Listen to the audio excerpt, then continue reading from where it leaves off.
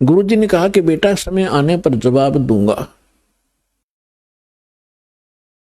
5-10 वर्ष के बाद उन्होंने क्या देखा, एक हाथी का बच्चा उछल कूद मचा रहा था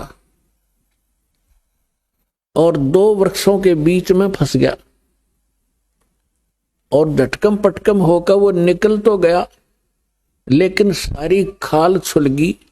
वर्षा का मौसम था, उसके कीड़े पड़ गए और पूरे शरीर में कीड़े फैल गए और वो पड़ा पड़ा चिंगाड़ मार रहा था, चिल्ला रहा था बुरी तरह। वो गुरु शिष्य दोनों जा रहे थे। शिष्य ने पूछा, गुरुदेव इस प्राणी ने ऐसा कौन सा पाप किया है जिसको ऐसे ये कीट खा रहे हैं? तब गुरुदेव ने कहा, बेटा ये हाथी का बच्चा, ये वो मछियारा था जो मछलियां पकड़ रहा था उस दिन और उनको पटक पटक कर मार रहा था, वो तड़फ तड़फ कर मर रही थी।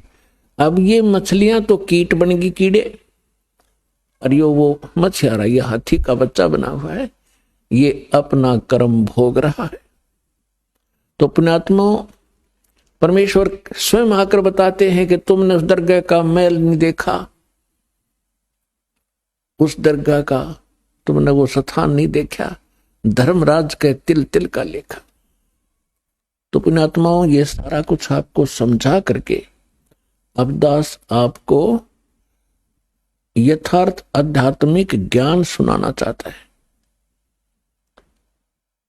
अब प्रसंग चला था कि जो ऑथेंटिक सदग्रंथ हम मानते हैं, उन सदग्रंथों में कौन से शास्त्र हैं जिनको आधार मानकर साधना भक्ति की जानी चाहिए।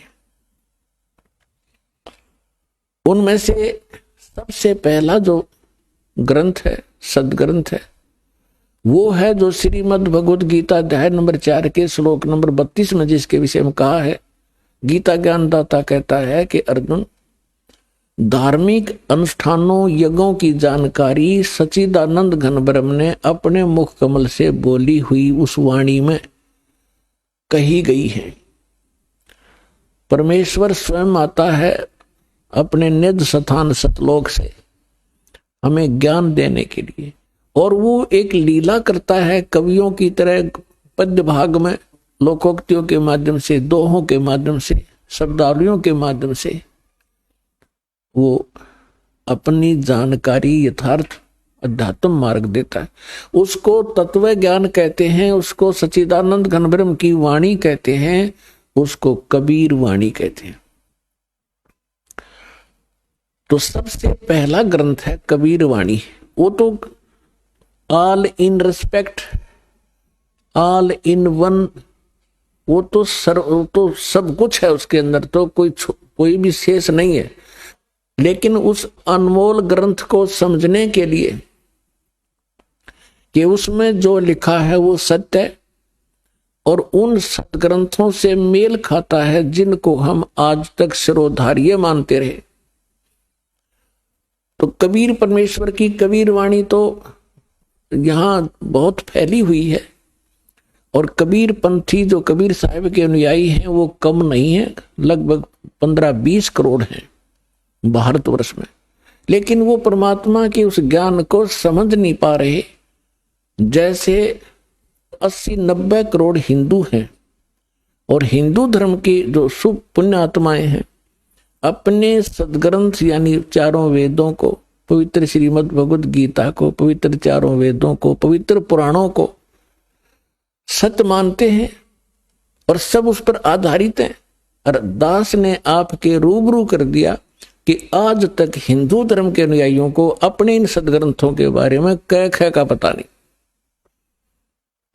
ठीक इस यही दशा समझो कबीर पंथियों की।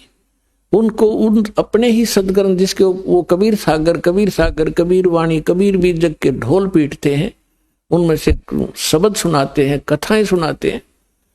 पूरे कबीर पंथ ने कै ख का पता नहीं परमेश्वर के बारे में, उस वाणी के बारे में। अपने आत्मा आज किसी को बहकाया नहीं जा सकता, कोई न सोचा रामपाल अपनी डींग मारे है, इब डींग चले को नहीं, इब तो सच्चाई चलेगी और रूबरू की जाएगी, तब आपको विश्वास होगा हुई रामपाल।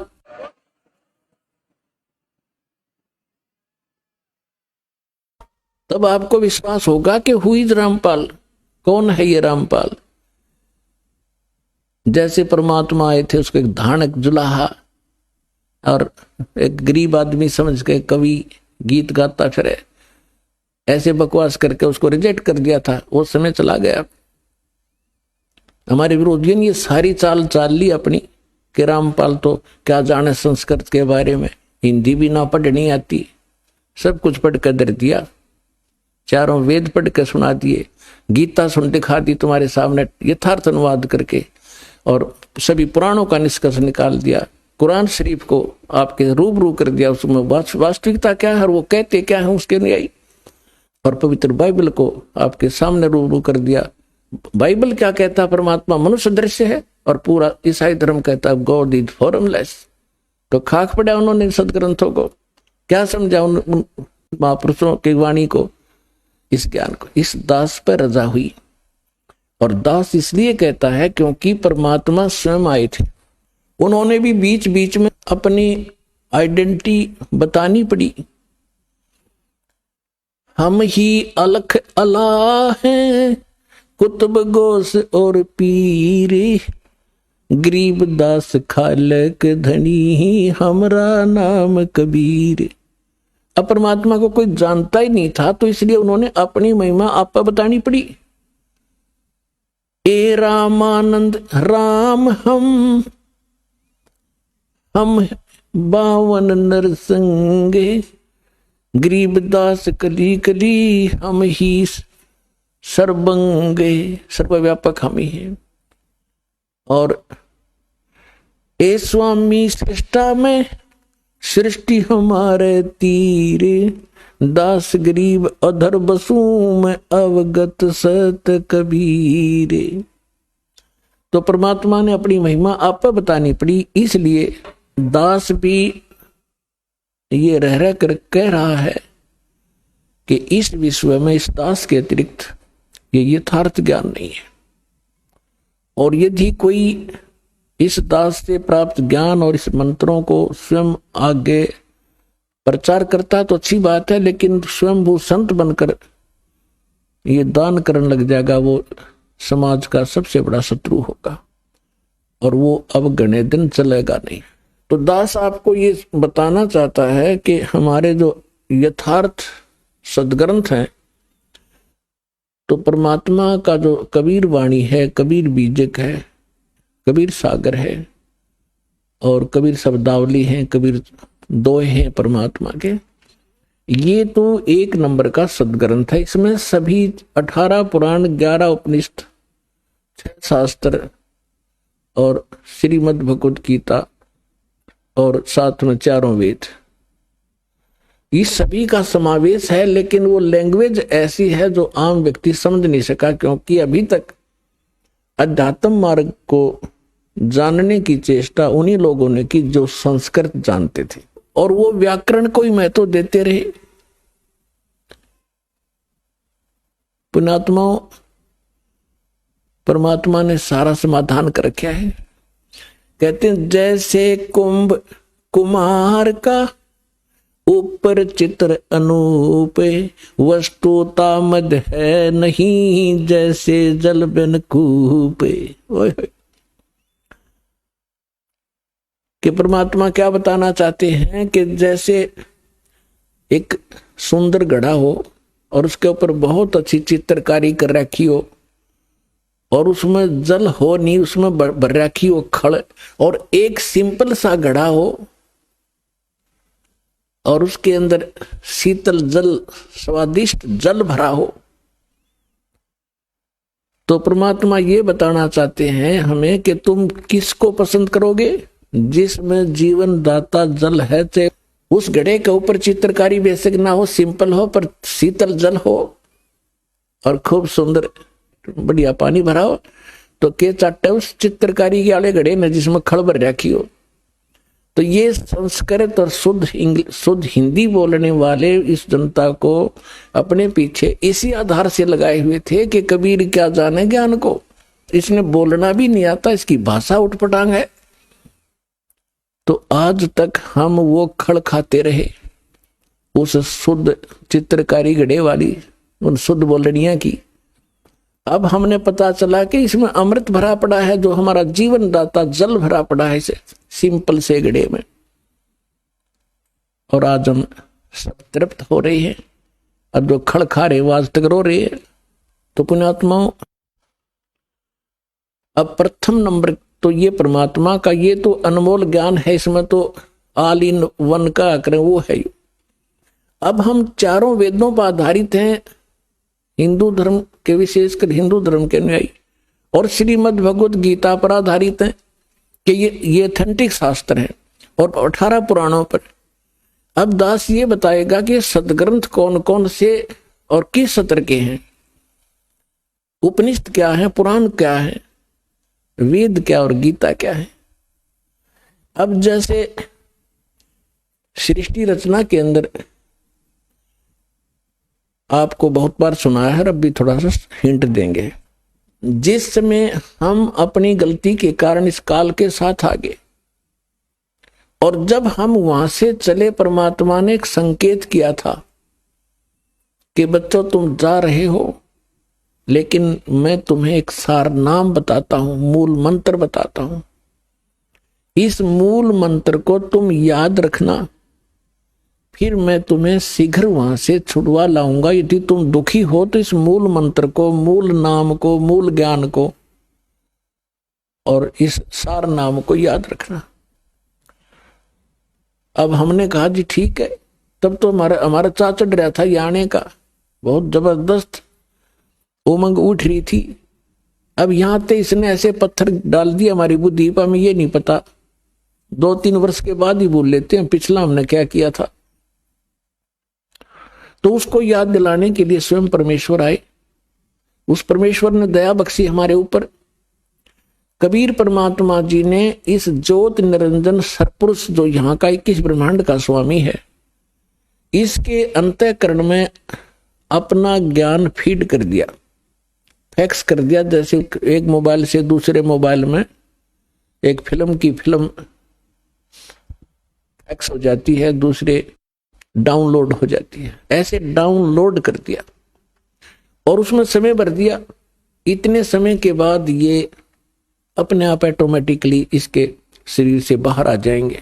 तो समय आने पर इस ज्योत निरंजन के श्वासों के माध्यम से ये चारों वेद निकले और एक अच्छी ट्रे के ऊपर ये विराजमान हो गए। ये पहले पूरा एक ही ग्रंथ था। तो इस काल भगवान ने देखा कि इसमें क्या लिखा, मैं पढ़ूं। अब इसने पहले उस ज्ञान को पढ़ा कि परमात्मा की जानकारी है। जिसमें परमात्मा की विशेष जानकारी थी वो पोर्शन खत्म कर दिया, और भगवान के डर से इसने ये 4 वेद रख लिए, जिसका बाद में इनको 4 वेदों में विभाजित कर दिया गया। और जो मूल ज्ञान था, जो विशेष उसके अंदर डिस्क्रिप्शन था परमात्मा की महिमा का, इसने नष्ट कर दिया, खत्म कर दिया, दबा दिया। उस अक्षति की पूर्ति करने के लिए परमेश्वर को स्वयं आना पड़ता, ये ज्ञान आपको देने के लिए। चारों वेदों का ज्ञान इनकम्प्लीट है, श्रीमद् भगवत गीता का ज्ञान इनकम्प्लीट है, और पुराणों का ज्ञान तो इनकम्प्लीट है ही है, क्योंकि वो तो उसका ज्ञान दाता ही अन्य है। तो चारों वेद गॉड गिवन है, परमेश्वर कबीर जी के द्वारा दिए गए ग्रंथ हैं। उनमें से भले ही कुछ अंश निकाल दिया गया हो, फिर भी उस परमात्मा की महिमा बहुत सारी है। लेकिन वेदों में वो मंत्र नहीं है जिससे मोक्ष हो सकता है, ना ही श्रीमद् भगवत गीता में। इन वेदों में ज्ञान परमात्मा की महिमा का कलम तोड़ है, और परमेश्वर कबीर जी ने अपनी प्यारी आत्मा धर्मदास जी को ये ज्ञान समझाया था, सतलोक दिखाया था। उससे पहले वो धर्मदास जी श्री विष्णु जी का कट्टर उपासक था।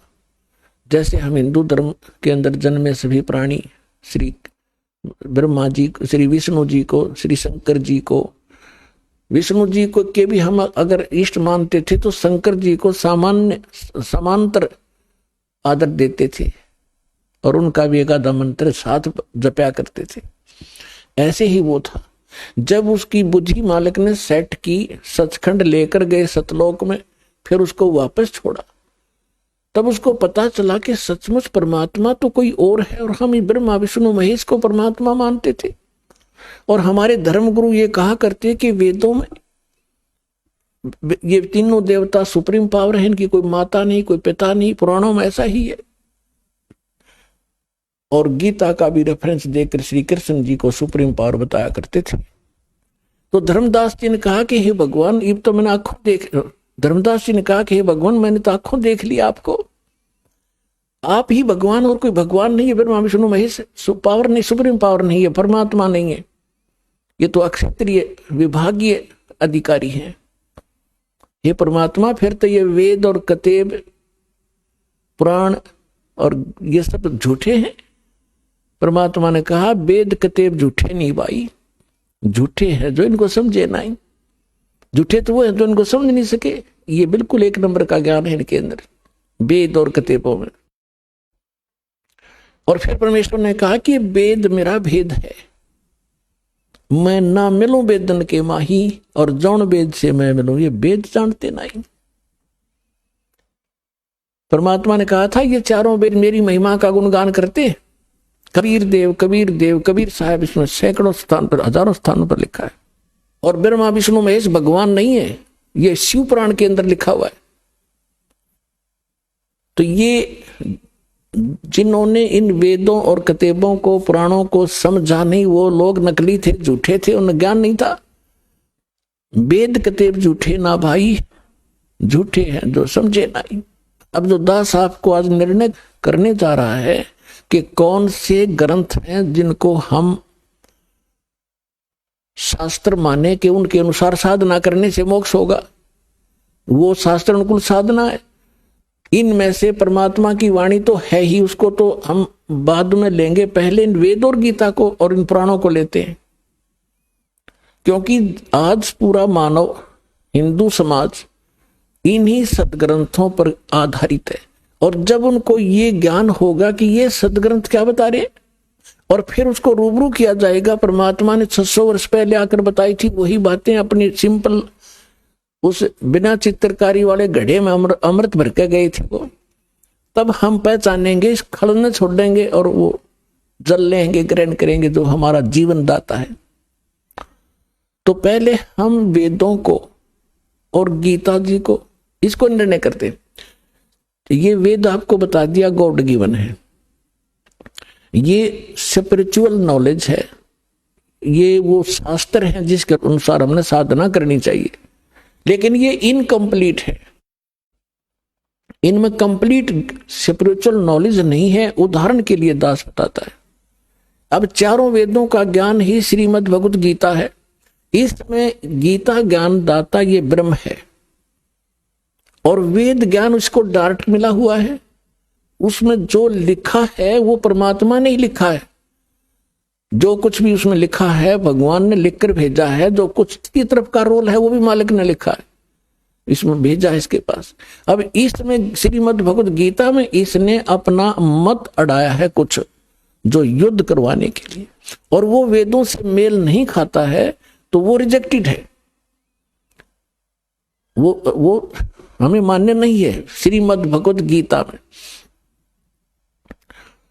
जहां पर ये कहता है अर्जुन ये मेरा मत है, यानी वो वेद ज्ञान नहीं है, इसका अपना मत है। और वो मत अगर वेद से मिलता है तो ठीक है, वेद के विपरीत है तो वो ठीक नहीं है।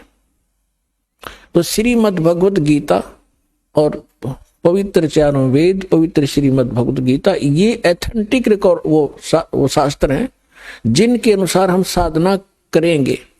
और ये गॉड गिवन है। अब बात रही उपनिषद और पुराणों की। उपनिषद क्या है? उपनिषद है किसी ऋषि का अपना अनुभव, जैसा उसने भगवान को जाना, वेदों को पढ़ा और फिर अपने डले ढोए अभ्यास समाधि समाधि लगाई, उसने जैसा अनुभव हुआ उसने उसमें लिख दिया। वो उसी के नाम से, जैसे मंडूक्य उपनिषद है, मांडुक्य नामक एक ऋषि था, उसका अनुभव उसमें जो लिखा है। और उस उपनिषद में यदि वेद के विरुद्ध ज्ञान है तो वो रिजेक्टेड है, और वेद के अनुकूल है तो वेद वाला है, उसका क्या, वो कहां से लाया? फिर वो तो वेद के अंदर विद्यमान ही है। अब बात आती है पुराणों की। ये पुराण क्या है? ये पुराण है श्री ब्रह्मा जी का अनुभव। इस काल भगवान ने सबसे पहले ये चारों वेद जो काट छांट करके इसने रखे थे, ऋग्वेद, यजुर्वेद, सामवेद और अथर्ववेद, ये चारों के चारों वेद इस ब्रह्मा जी को दिए। ब्रह्मा जी की बुद्धि इस काल के हाथ में है। ब्रह्मा जी कौन है? ये इस काल का पुत्र है, ज्येष्ठ पुत्र, बड़ा पुत्र। और सेकंड नंबर के विष्णु जी और थर्ड नंबर के शिव जी, ये काल के पुत्र हैं। दुर्गा और काल के संयोग से उत्पन्न हुए हैं। दुर्गा इनकी माता है, काल ब्रह्म इनका पिता है। तो इस काल भगवान ने अपने बड़े पुत्र ब्रह्मा को ये सौंपे कि आप गुप्त रूप से, सागर मंथन हुआ उसमें छोड़ दिए, ये उठा ले। मां ने कह दिया बेटा तू पढ़ ले, तू बड़ा है, ये तेरा काम है, इस ग्रंथों को समझ और समझा। तो उसने वेदों को जैसा समझा, उसने आगे पुराणों में वो अनुभव बोल दिया। ये पुराण एक ज्ञान है, इसको 18 विभागों में बांट दिया गया। कैसे बांट दिया? जैसे दक्ष आदि ऋषियों को ब्रह्मा ने ज्ञान दिया, उन्होंने आगे अन्य ऋषि अपने वंशजों को सुनाया, कुछ ब्रह्मा जी से प्राप्त, कुछ अपना अनुभव। आगे चलते चलते उसी ज्ञान को जो ब्रह्मा जी ने ज्ञान दिया था वो तो है ही सभी में, लेकिन प्रत्येक राइटर ने, प्रत्येक वक्ता ने अपना अपना अनुभव उसमें मिलाना शुरू कर दिया। तो ये जो ब्रह्मा जी का दिया हुआ अनुभव है, वेदों को जैसा उन्हें समझा है, तो वेदों से इन ऋषि महर्षियों ने एक ओम नाम प्राप्त कर लिया और उस ओम नाम को पूर्ण परमात्मा का मान लिया। जबकि यजुर्वेद अध्याय नंबर 40 के मंत्र नंबर 10 में स्पष्ट किया है कि कोई तो परमात्मा को संभवात कहता है। संभवात माने जन्म लेकर श्री राम और कृष्ण के रूप में अवतरित होता, जन्म लेता है, साकार। और कोई उसको असंभवात कहता है, यानी वो जन्म ही नहीं लेता, निराकार है। उसमें लिखा है कि वो परमात्मा कैसा है, जन्म लेता है या नहीं लेता है, वो तत्वदर्शी संत बताते हैं, उनसे सुनो। तो इससे सिद्ध हो गया कि वेद ज्ञान भी इनकम्प्लीट है, कंप्लीट नहीं है। अब इन ऋषियों की बुद्धि पर यहां पत्थर पड़ गया कि उसमें यह स्पष्ट किया है कि वो वास्तविक ज्ञान तो इनसे हटकर है। श्रीमद् भागवत गीता के अंदर अध्याय नंबर 4 के श्लोक नंबर 32 और 34 में स्पष्ट किया है गीता ज्ञानदाता ने, ब्रह्म ने, कि परमेश्वर अपने मुख कमल से जो ज्ञान देता है उसमें विस्तार के साथ उसकी वाणी में, उनके मुख से निकले हुए वचनों में वो यथार्थ भक्ति मार्ग और धार्मिक यज्ञों की जानकारी, अनुष्ठानों की जानकारी विस्तार से की गई है। वो तत्व ज्ञान है और उस ज्ञान को जानकर तू सर्वथा सभी पापों से मुक्त हो जाएगा। चौथे अध्याय के 34वें श्लोक में कहा कि उस ज्ञान को तत्वदर्शी संतों के पास जाकर समझ, उनको दंडवत प्रणाम करने से, कपट छोड़कर उनकी सेवा करने से, प्रसन्न करने से वो तत्वदर्शी संत तुझे उस तत्व ज्ञान का उपदेश करेंगे। इति सिद्धम कि गीता ज्ञान कंप्लीट नहीं है, इनकम्प्लीट है। और श्रीमद् भगवद गीता के अंदर कौन से मंत्र हैं? आज सुबह के सत्संग में आपको ये निर्णय दिया गया था कि कौन है भगवान, कैसा है परमात्मा, किसने देखा है भगवान, वो रहता कहां है भगवान। और फिर अब शाम के सत्संग में आपको ये सिद्ध करना है कि वो परमात्मा, वो उस परमात्मा के पाने वो शास्त्रानुकूल साधना कौन सी है, और वो कौन सी साधना है जिससे भगवान प्राप्ति होती है और किसने की है। आज के सत्संग का ये विषय होगा। और इन 2 सत्संगों में, सुबह और शाम वाले सत्संग को सुनने के बाद आपको कुछ भी जानना शेष नहीं रहेगा, क्योंकि आज बुद्धिमान समाज है, कोई बालक नहीं है। और दास ने भी 10, 11, 15, 12, 13, 14 वर्ष हो गए यही ज्ञान रहकर रटातों को, और सीडी भर के दे रखी, चिप बना रखी बालका ने, और डूंडा ठा रखा है। तो जो हमारे लिए पहाड़ थी ये सदग्रंथ गीता और वेद, आपके लिए पहली का कायदा बना दिया इस दास ने, परमात्मा कबीर जी की रजा से। क्योंकि टीचर का काम यही होता है, सिलेबस को इस सत्र से डिफाइन करे कि स्टूडेंट समझ सके, विद्यार्थी समझ सके, यही काम होता है टीचर का। लेकिन अभी तक हमें ये आध्यात्मिक गुरु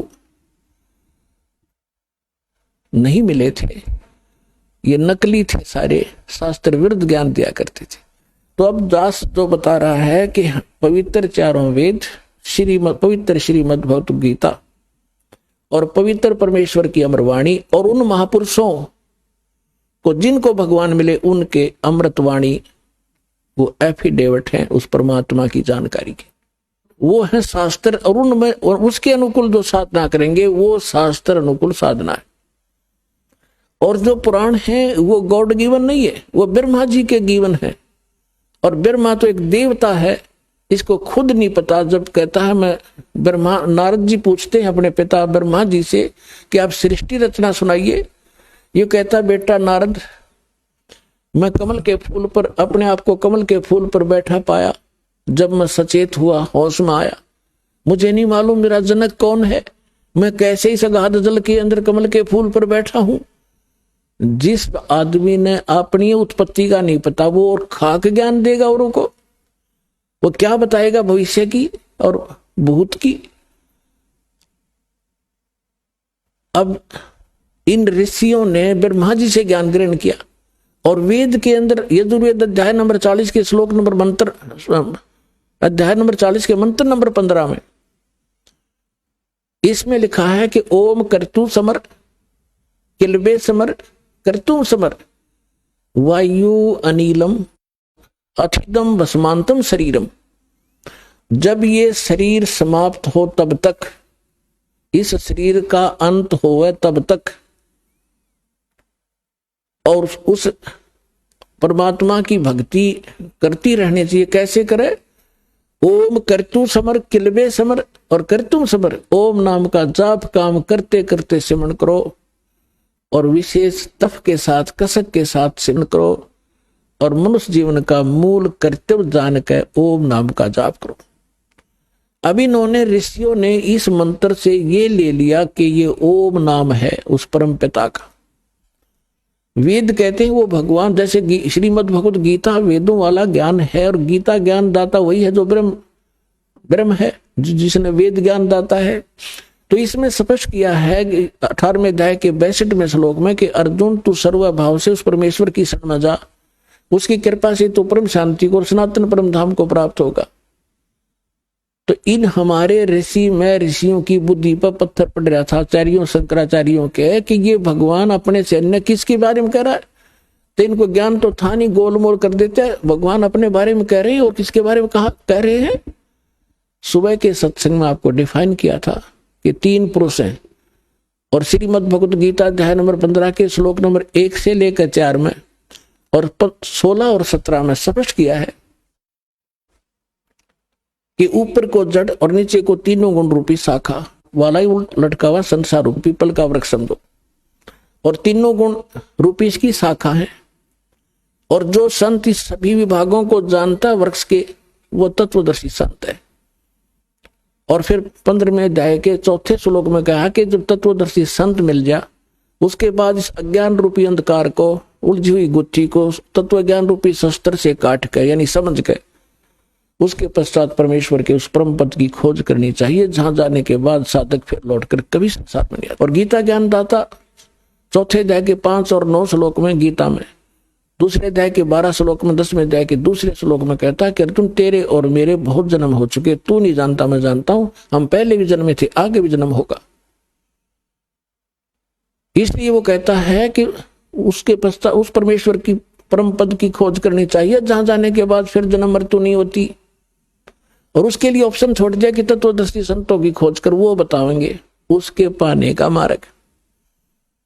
अब श्रीमद् भगवत गीता अध्याय नंबर 8 में आपको पहले भी दिखाया, अब भी दिखाते हैं। 8 के 13 में मंत्र में लिखा है, ओम इति एकाक्षरम ब्रह्म विवहारण माम अनुसमरण ये प्रयाति तजन देहम स याति परमाम गति। मुझ ब्रह्म का केवल एक ओम मंत्र है, और जो इसकी अंतिम सांस तक इस ओम नाम का सिमरण करता हुआ जाता है, तो ओम नाम से मिलने वाली जो परम गति वो प्राप्त हो जाती है। ओम नाम से मिलने वाली परम गति कौन सी है? ब्रह्म का मंत्र है, ब्रह्म लोक प्राप्त होता है। गीता अध्याय नंबर 8 के श्लोक नंबर 16 में यह भी स्पष्ट किया है कि ब्रह्म लोक में गए हुए प्राणी भी फिर जन्म मृत्यु में आते हैं। तो वो स्थिर नहीं है, वो परम गति नहीं हुई, वो मोक्ष नहीं हुआ जो गीता अध्याय नंबर 15 के श्लोक नंबर 4 में वर्णित है कि उसके पश्चात परमेश्वर के उस परम पद की खोज करनी चाहिए जहां जाने के बाद फिर लौटकर कभी संसार में नहीं आते। तो आज इस सत्संग में दास आपको ये क्लियर करना चाहेगा कि वो कौन से मंत्र हैं जिनसे मोक्ष होगा, वो शास्त्र अनुकूल साधना कौन सी है। और ये कंसेप्ट जब क्लियर हो जाएगा पुण्यात्मा, तो अपने आप मन को जगह नहीं रहेगी कि बकवाद गढ़न की या किसी नकली संत के बीच में बढ़न की। कितनी कोशिश कर लिए आपके हृदय में वो उसका ज्ञान समावेगा नहीं। फिर आप भक्त बनोगे, फिर आप मोक्ष प्राप्ति करोगे, क्योंकि रास्ते में हमारे कोई काल के दूत दिशा चेंज कर देते थे, हम ठीक मार्ग पर चलाए भगवान ने, फिर दिशा बदल दी उन लोगों ने, हम धक्के खाते फिर रहे आज तक। तो दास ऐसा ज्ञान देगा उस गॉड गिवन ज्ञान कबीर भगवान का कि आपके सामने ब्रह्मा विष्णु महेश आ जाएंगे, उनको फेल कर दोगे आप।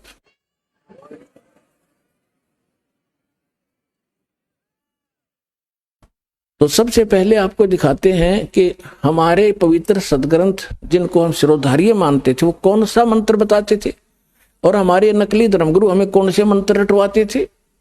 देखिएगा, ये है श्रीमद् भगवत गीता, और गीता प्रेस गोरख से प्रकाशित है, जयदयाल गोविंद का इसके अनुवादक हैं। अध्याय नंबर 8 का श्लोक नंबर 13 आपको दिखाते हैं। ये 8 का 13 नंबर, इसमें है ओम इति, ये ओम शब्द है, यहां इन्होंने अनुवाद भी किया है ओम ओम, ये ऐसा ओम प्रणव मंत्र है ये। ओम इति एकाक्षरम ब्रह्म व्यवहारन माम अनुसमरण ये प्रयाति तजनदेहम स याति परमाम गतिम। इन्होंने अनुवाद ठीक नहीं करना आया, ये लिखा जो पुरुष, यहां से शुरू होता है इसका, जो पुरुष ओम ओम इस एक अक्षर रूप ब्रह्म को उच्चारण करता हुआ उसके अर्थ स्वरूप मुझ निर्गुण ब्रह्म का चिंतन करता हुआ शरीर त्याग कर जाता है, वह पुरुष परम गति को प्राप्त होता है।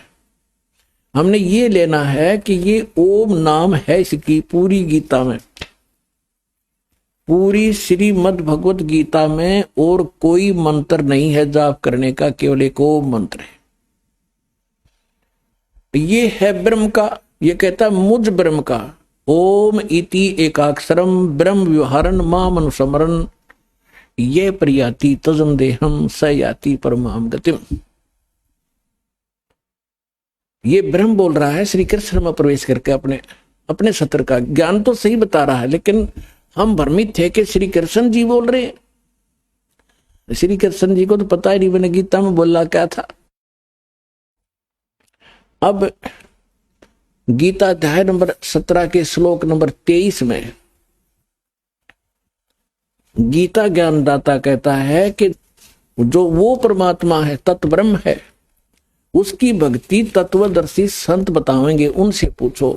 और उसका संकेत दिया ओनली। देखिएगा गीता अध्याय नंबर 17 का, और ये श्लोक नंबर हम यहाँ आएंगे 23 पे। इसमें लिखा कि ओम तत्सत इति निर्देश ब्रह्मण तिर्विध समर्थ ब्राह्मणा तेन वेदा च यगा च विहिता पुरा। ये खुद का अनुवाद करते हैं ओम ओम तत् तत् सत सत। ऐसे यह 3 प्रकार का सच्चिदानंद घन ब्रह्म, ब्रह्मण सच्चिदानंद घन ब्रह्म अर्थात परम अक्षर ब्रह्म का नाम कहा है। ये है परम अक्षर ब्रह्म का नाम, और वो है केवल वो ओम मंत्र, वो है केवल ब्रह्म का मंत्र। अब जो दास आपको सिद्ध करना चाहता है कि ये गीता ज्ञान दाता ब्रह्म है, और ब्रह्म का मंत्र है ओम, और ये ब्रह्मा विष्णु महेश का पिता है। और ओम नाम आज तक ये ऋषि महर्षि और दुर्गा इस ओम तक के मंत्र को ही महत्व देते रहे। इनको वो ओम तत्सत मंत्र का ज्ञान नहीं था जिसे मोक्ष होना है। अब ये तो आपको दिखाया श्रीमद् भगवत गीता में। इससे आपको साथ साथ ये भी क्लियर होगा कि दास जो कह रहा है कि वही वेदों वाला ज्ञान श्रीमद् भगवत गीता में है, लेकिन इनमें इनकम्प्लीट नॉलेज है, कंप्लीट नहीं है, लेकिन गलत नहीं है। और जो पुराण है उपनिषद है वो ज्ञान यदि इन दोनों शास्त्रों से मेल नहीं खाता है तो वो नकली है, झूठा है, वो शास्त्र विरुद्ध ज्ञान है।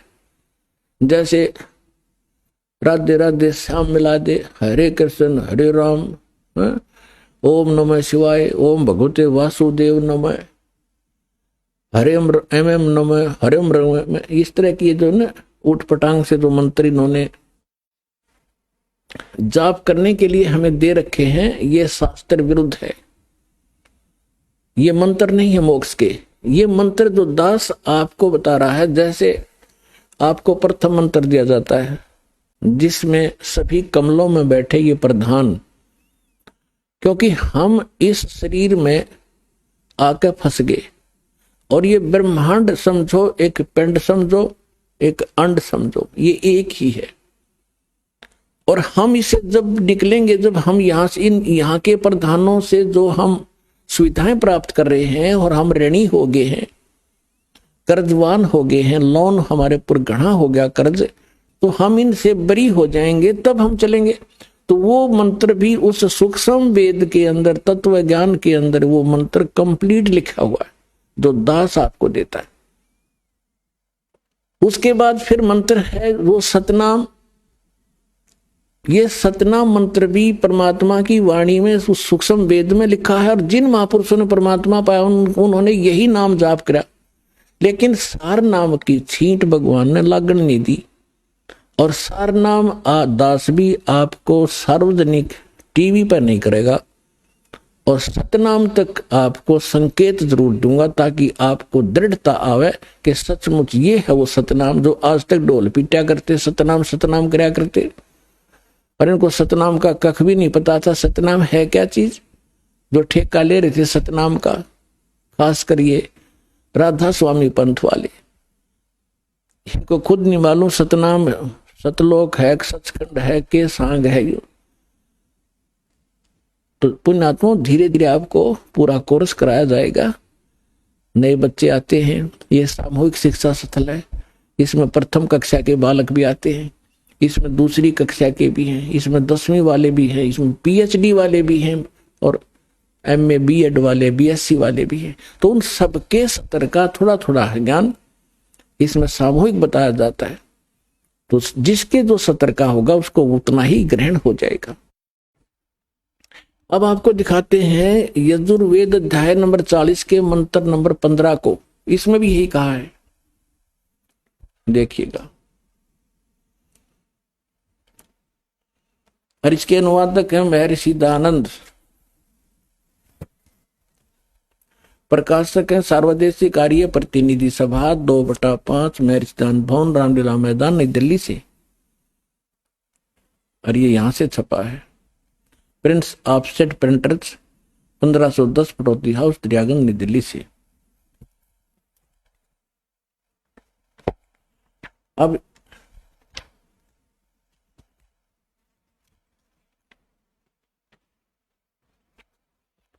ये देखिएगा, यजुर्वेद भाषा भाष्यम 44वां अध्याय 40वां अध्याय, और यहां ये 15वां मंत्र है। इसमें क्या लिखा है कि वायु अनिलम अमृतम अथिदम भस्मांतम शरीरम ओम करतो समर किलबे समर करतुम समर। कितना सिंपल मंत्र है। अरिस अनुवाद करता नाड़ी ने मैं ऋषि दानंद ने अड़ंगा कर रखा है। क्या लिखा है? करतो माने हे कर्म करने वाले जीव तू शरीर छूटते समय। अब ये ओम मंत्र है ना, ओम, इसको क्योंकि इनका अनुवाद कर रहा है ये करतो, ये ओम ब्रैकेट में ले लिया। अब इसने आगे ये नहीं लिखा कि ओम नाम को स्मरण कर, क्योंकि ये खुद अज्ञानी था, अनुवाद भी अड़ंगा कर दिया। यहां लिखना था ओम ओम, जैसे श्रीमद् भगवत गीता के अनुवादकर्ताओं ने ओम को प्रणव लिखा है, ऐसे लिखना था। यो इस ओम का जाप कर, और इसने क्या कर दिया देखिए, बालक भी समझ ले इसको। इसने लिखा कि कर्तो माने हे कर्म करने वाले जीव तू शरीर छूटते समय ओम, इस नाम वाच्य ईश्वर को स्मरण कर, ना कि ओम को स्मरण नहीं कर। है ना अज्ञान इसका। यहां लिखना था इस ओम को स्मरण कर। किलबे माने अपने सामर्थ्य के लिए परमात्मा और अपने रूप का स्मरण कर। कर्तव्य माने अपने किए स्मरण, अपने किए का स्मरण कर। इसका संस्कार वायु धनंजय, वायु अनिलम कारण रूप वायु को, कारण रूप वायु अविनाशी कारण को धारण करता। इसके अनंतर यह शरीर नष्ट होने वाला सुखादि का आश्रय शरीर अंत में भस्म होने वाला है सातुदान। ये कोई है सिर पैर इसका? है कोई अनुवाद इसका? इसे शर्म दर्द हो जैसे अनुवाद न पढ़ के आदमी। क्या निष्कर्ष दिया इसने? इसका सीधा सा अर्थ है वायु अनिलम भस्मातम शरीरम अथिदम भस्मांतम शरीरम, और ओम करतो समर।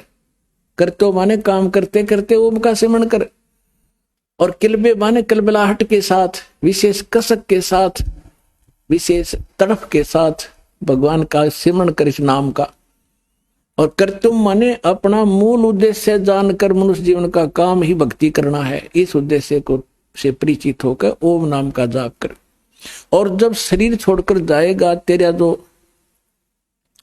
प्राण है, वायु माने प्राण जीव, तेरा जो जीव है, जब तू शरीर छूटेगा तेरा, उस समय इस ओम नाम के जाप से जितना अमृतो, जो परम गति तेरी होनी है, इस तक होएगी। और यही श्रीमद् भगवत गीता अध्याय नंबर 8 के श्लोक नंबर 13 में गीता ज्ञानदाता कहता ओम इति एकाक्षरम ब्रह्म विवरण माम अनुसमरण ये प्रयाति तजन देहम सयाति परमाम गति। मुझ ब्रह्म का केवल एक मंत्र है। अब इन दोनों सदग्रंथों से मिलकर इसका निष्कर्ष सही निकलेगा। और तीसरा परमात्मा वाला ज्ञान तो सारा अंधेरा हटावेगा, उसको हम बाद में छेड़ेंगे। तो पहले आप जिन सदग्रंथों पर आधारित हैं इन्हीं में प्रमाणित किया जाए, ताकि आपकी बुद्धि आगे कैच करने योग्य हो कि आगे भी जो बोलेगा दास सारी सच्ची होंगी। अब इन दोनों सदग्रंथों से, पवित्र वेद और पवित्र गीता से ये सिद्ध हो गया कि दोनों एक ही जैसा ज्ञान रखते हैं। आइए अब हम उन श्रद्धालुओं के अनुभव जानते हैं जो जगत गुरु तत्वदर्शी संत रामपाल जी महाराज जी से दीक्षा प्राप्त कर चुके हैं तथा उनके द्वारा बताए गए भक्ति मार्ग पर चल रहे हैं। नमस्कार जी। नमस्कार सर। क्या नाम है आपका? जी मेरा नाम सुनीता शर्मा है। कहाँ से आए हैं आप सुनीता जी? जी मैं आगर मालवा मध्य प्रदेश के पास एक छोटा गांव है घुराशिया, वहां से आई हूँ। आप क्या काम करते हैं? सर मैं एक टीचर हूँ, मैं गवर्नमेंट स्कूल अरनी में पढ़ाती हूँ। संत रामपाल जी महाराज जी से नाम दीक्षा लेने से पहले आप क्या भक्ति साधना करते थे? मैं कृष्ण की भक्ति करती थी और कृष्ण की भक्ति मैं इस प्रकार से नहीं करती थी जिस प्रकार से जनरली लोग पूजा करते हैं, दीपक लगाते हैं, अगरबत्ती लगाते हैं। सच कहूँ तो मैं कृष्ण से प्रेम करती थी जैसे मीरा की तरह, और दिन रात मैं कृष्ण को सोचा करती थी, क्योंकि मैंने अपने एक गुरुजी से सुना था कि यदि हम किसी भी चीज़ को दिन रात सोचते हैं तो यदि वो चीज़ अंत समय तक भी हमारे मन में होती है तो मृत्यु के बाद हम उसी स्थान पे पहुंच जाते हैं। इसलिए मैं दिन रात कृष्ण को सोचा करती थी, कृष्ण को चाहती रहती थी। आप संत रामपाल जी महाराज के शरण में कैसे आए? जब एंड्रॉयड फ़ोन आए और उसमें व्हाट्सएप के ग्रुप बने तो परमात्मा की एक बहुत प्यारी हंस आत्मा श्री अंतिम खंदार जी मेरे संपर्क में आए। उन्होंने मुझे अपने व्हाट्सएप ग्रुप में जोड़ा और उस ग्रुप में मैंने देखा कि लोग सभी तरह की पोस्ट करते थे, तो मैंने सोचा क्यों ना मैं अपनी कृष्ण भक्ति की कविताएं इसमें डालना शुरू कर दूं। तो मैं प्रतिदिन अपनी एक वंदना जो लिखती थी वो मैं अपने व्हाट्सएप ग्रुप पे कृष्ण भगवान की फोटो के साथ में डाल देती थी। तो अंतिम सर उस चीज को बहुत उन्होंने एब्जॉर्व किया। उन्हें लगा कि इनके अंदर भक्ति की भावना बहुत है किंतु इनका मार्ग सही नहीं है। तो उन्होंने मुझे समझाने की कोशिश की व्हाट्सएप के माध्यम से कि मैम आप जो भक्ति कर रहे हो ये सही नहीं है, इससे आपका मोक्ष नहीं हो पाएगा। तो शुरू में तो चूंकि उनकी आयु कम है तो मुझे लगा कि ये इतनी मतलब इनकी एज कम है, और फिर मैं चूंकि मुझे नहीं कहना चाहिए लेकिन मैं ब्राह्मण समाज से बिलोंग करती हूँ, तो मैंने काफ़ी धर्म ग्रंथ बचपन से ही पढ़ रखे थे और मोक्ष पाने की मेरी दृढ़ इच्छा बचपन से ही समझ लीजिए की थी। तो मैंने उनसे कहा, मैंने कहा सर आप ऐसा कैसे कह सकते हैं कि मेरी साधना गलत है या कृष्ण भक्ति करने से मोक्ष प्राप्त नहीं होगा। तो उन्होंने मुझे समझाने की कोशिश की कि देखिए गीता में भी कुछ गलतियां हैं। अब जैसे ही उन्होंने मुझे कहा कि गीता में गलतियां हैं तो सर मैं थोड़ा सा भड़क गई। मैंने कहा कि सर अगर मैं गलत हूँ, गीता गलत है, मेरी भक्ति साधना गलत है तो इट्स ओके। फिर उन्होंने मुझे एक बार कहा कि आप एक काम कीजिए कि ज्ञान गंगा पढ़िए, और अगर ज्ञान गंगा पढ़ने के बाद भी आप मेरी बात पे यकीन नहीं कर पाए तो फिर आप अपनी भक्ति कीजिएगा, मैं आपको डिस्टर्ब नहीं करूंगा। तो मुझे पुस्तकें पढ़ने का बहुत शौक, बचपन से ही मैंने हजारों किताबें पढ़ी है। तो मैंने कहा कि ठीक है सर मैं किताब पढ़ लूंगी, आप मुझे दे दीजिए। तो उन्होंने मुझे ज्ञान गंगा पुस्तक दी।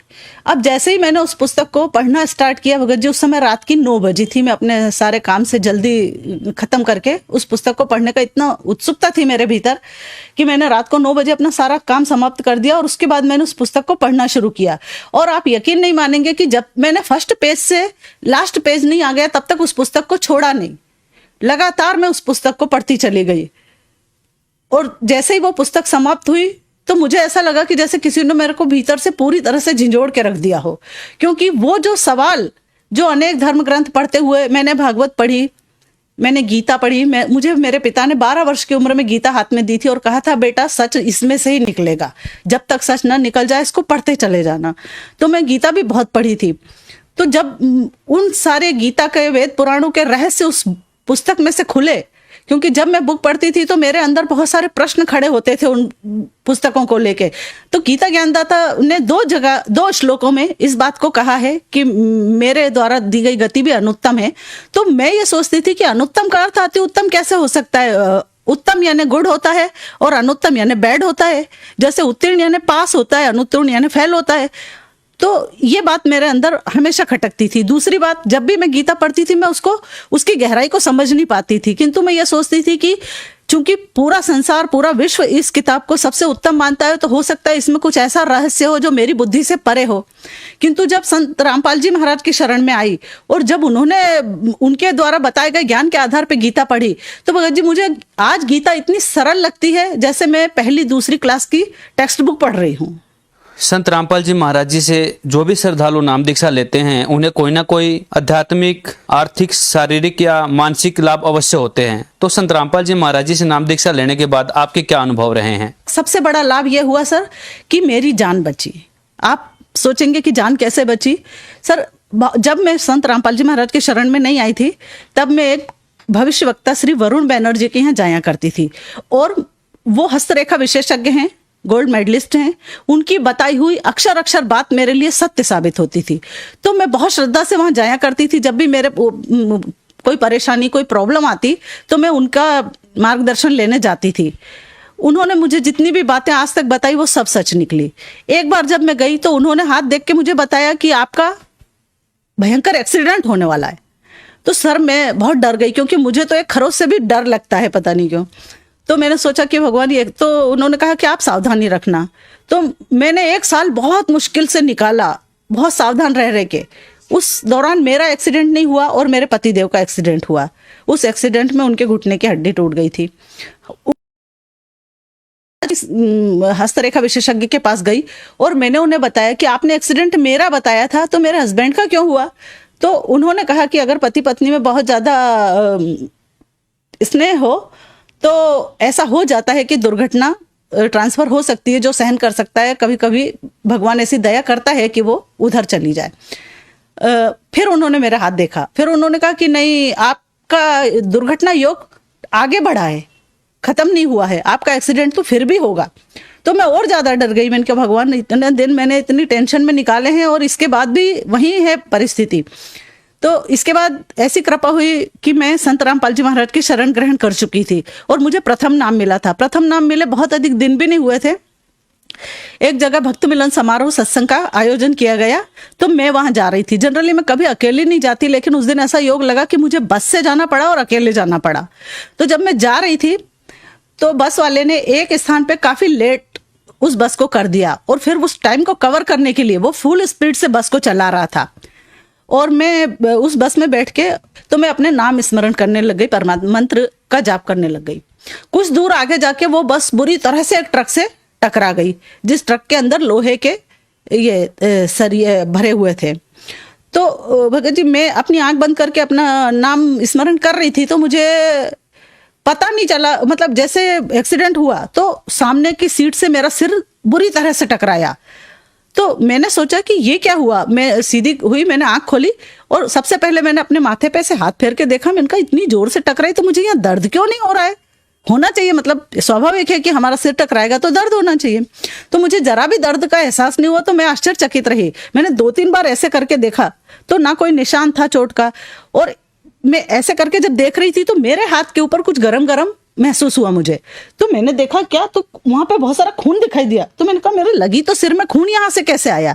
और मैंने सिर उठा के देखा तो एक व्यक्ति के सिर से खून की धार लगी हुई थी, वो मेरे हाथ पे आके गिरा।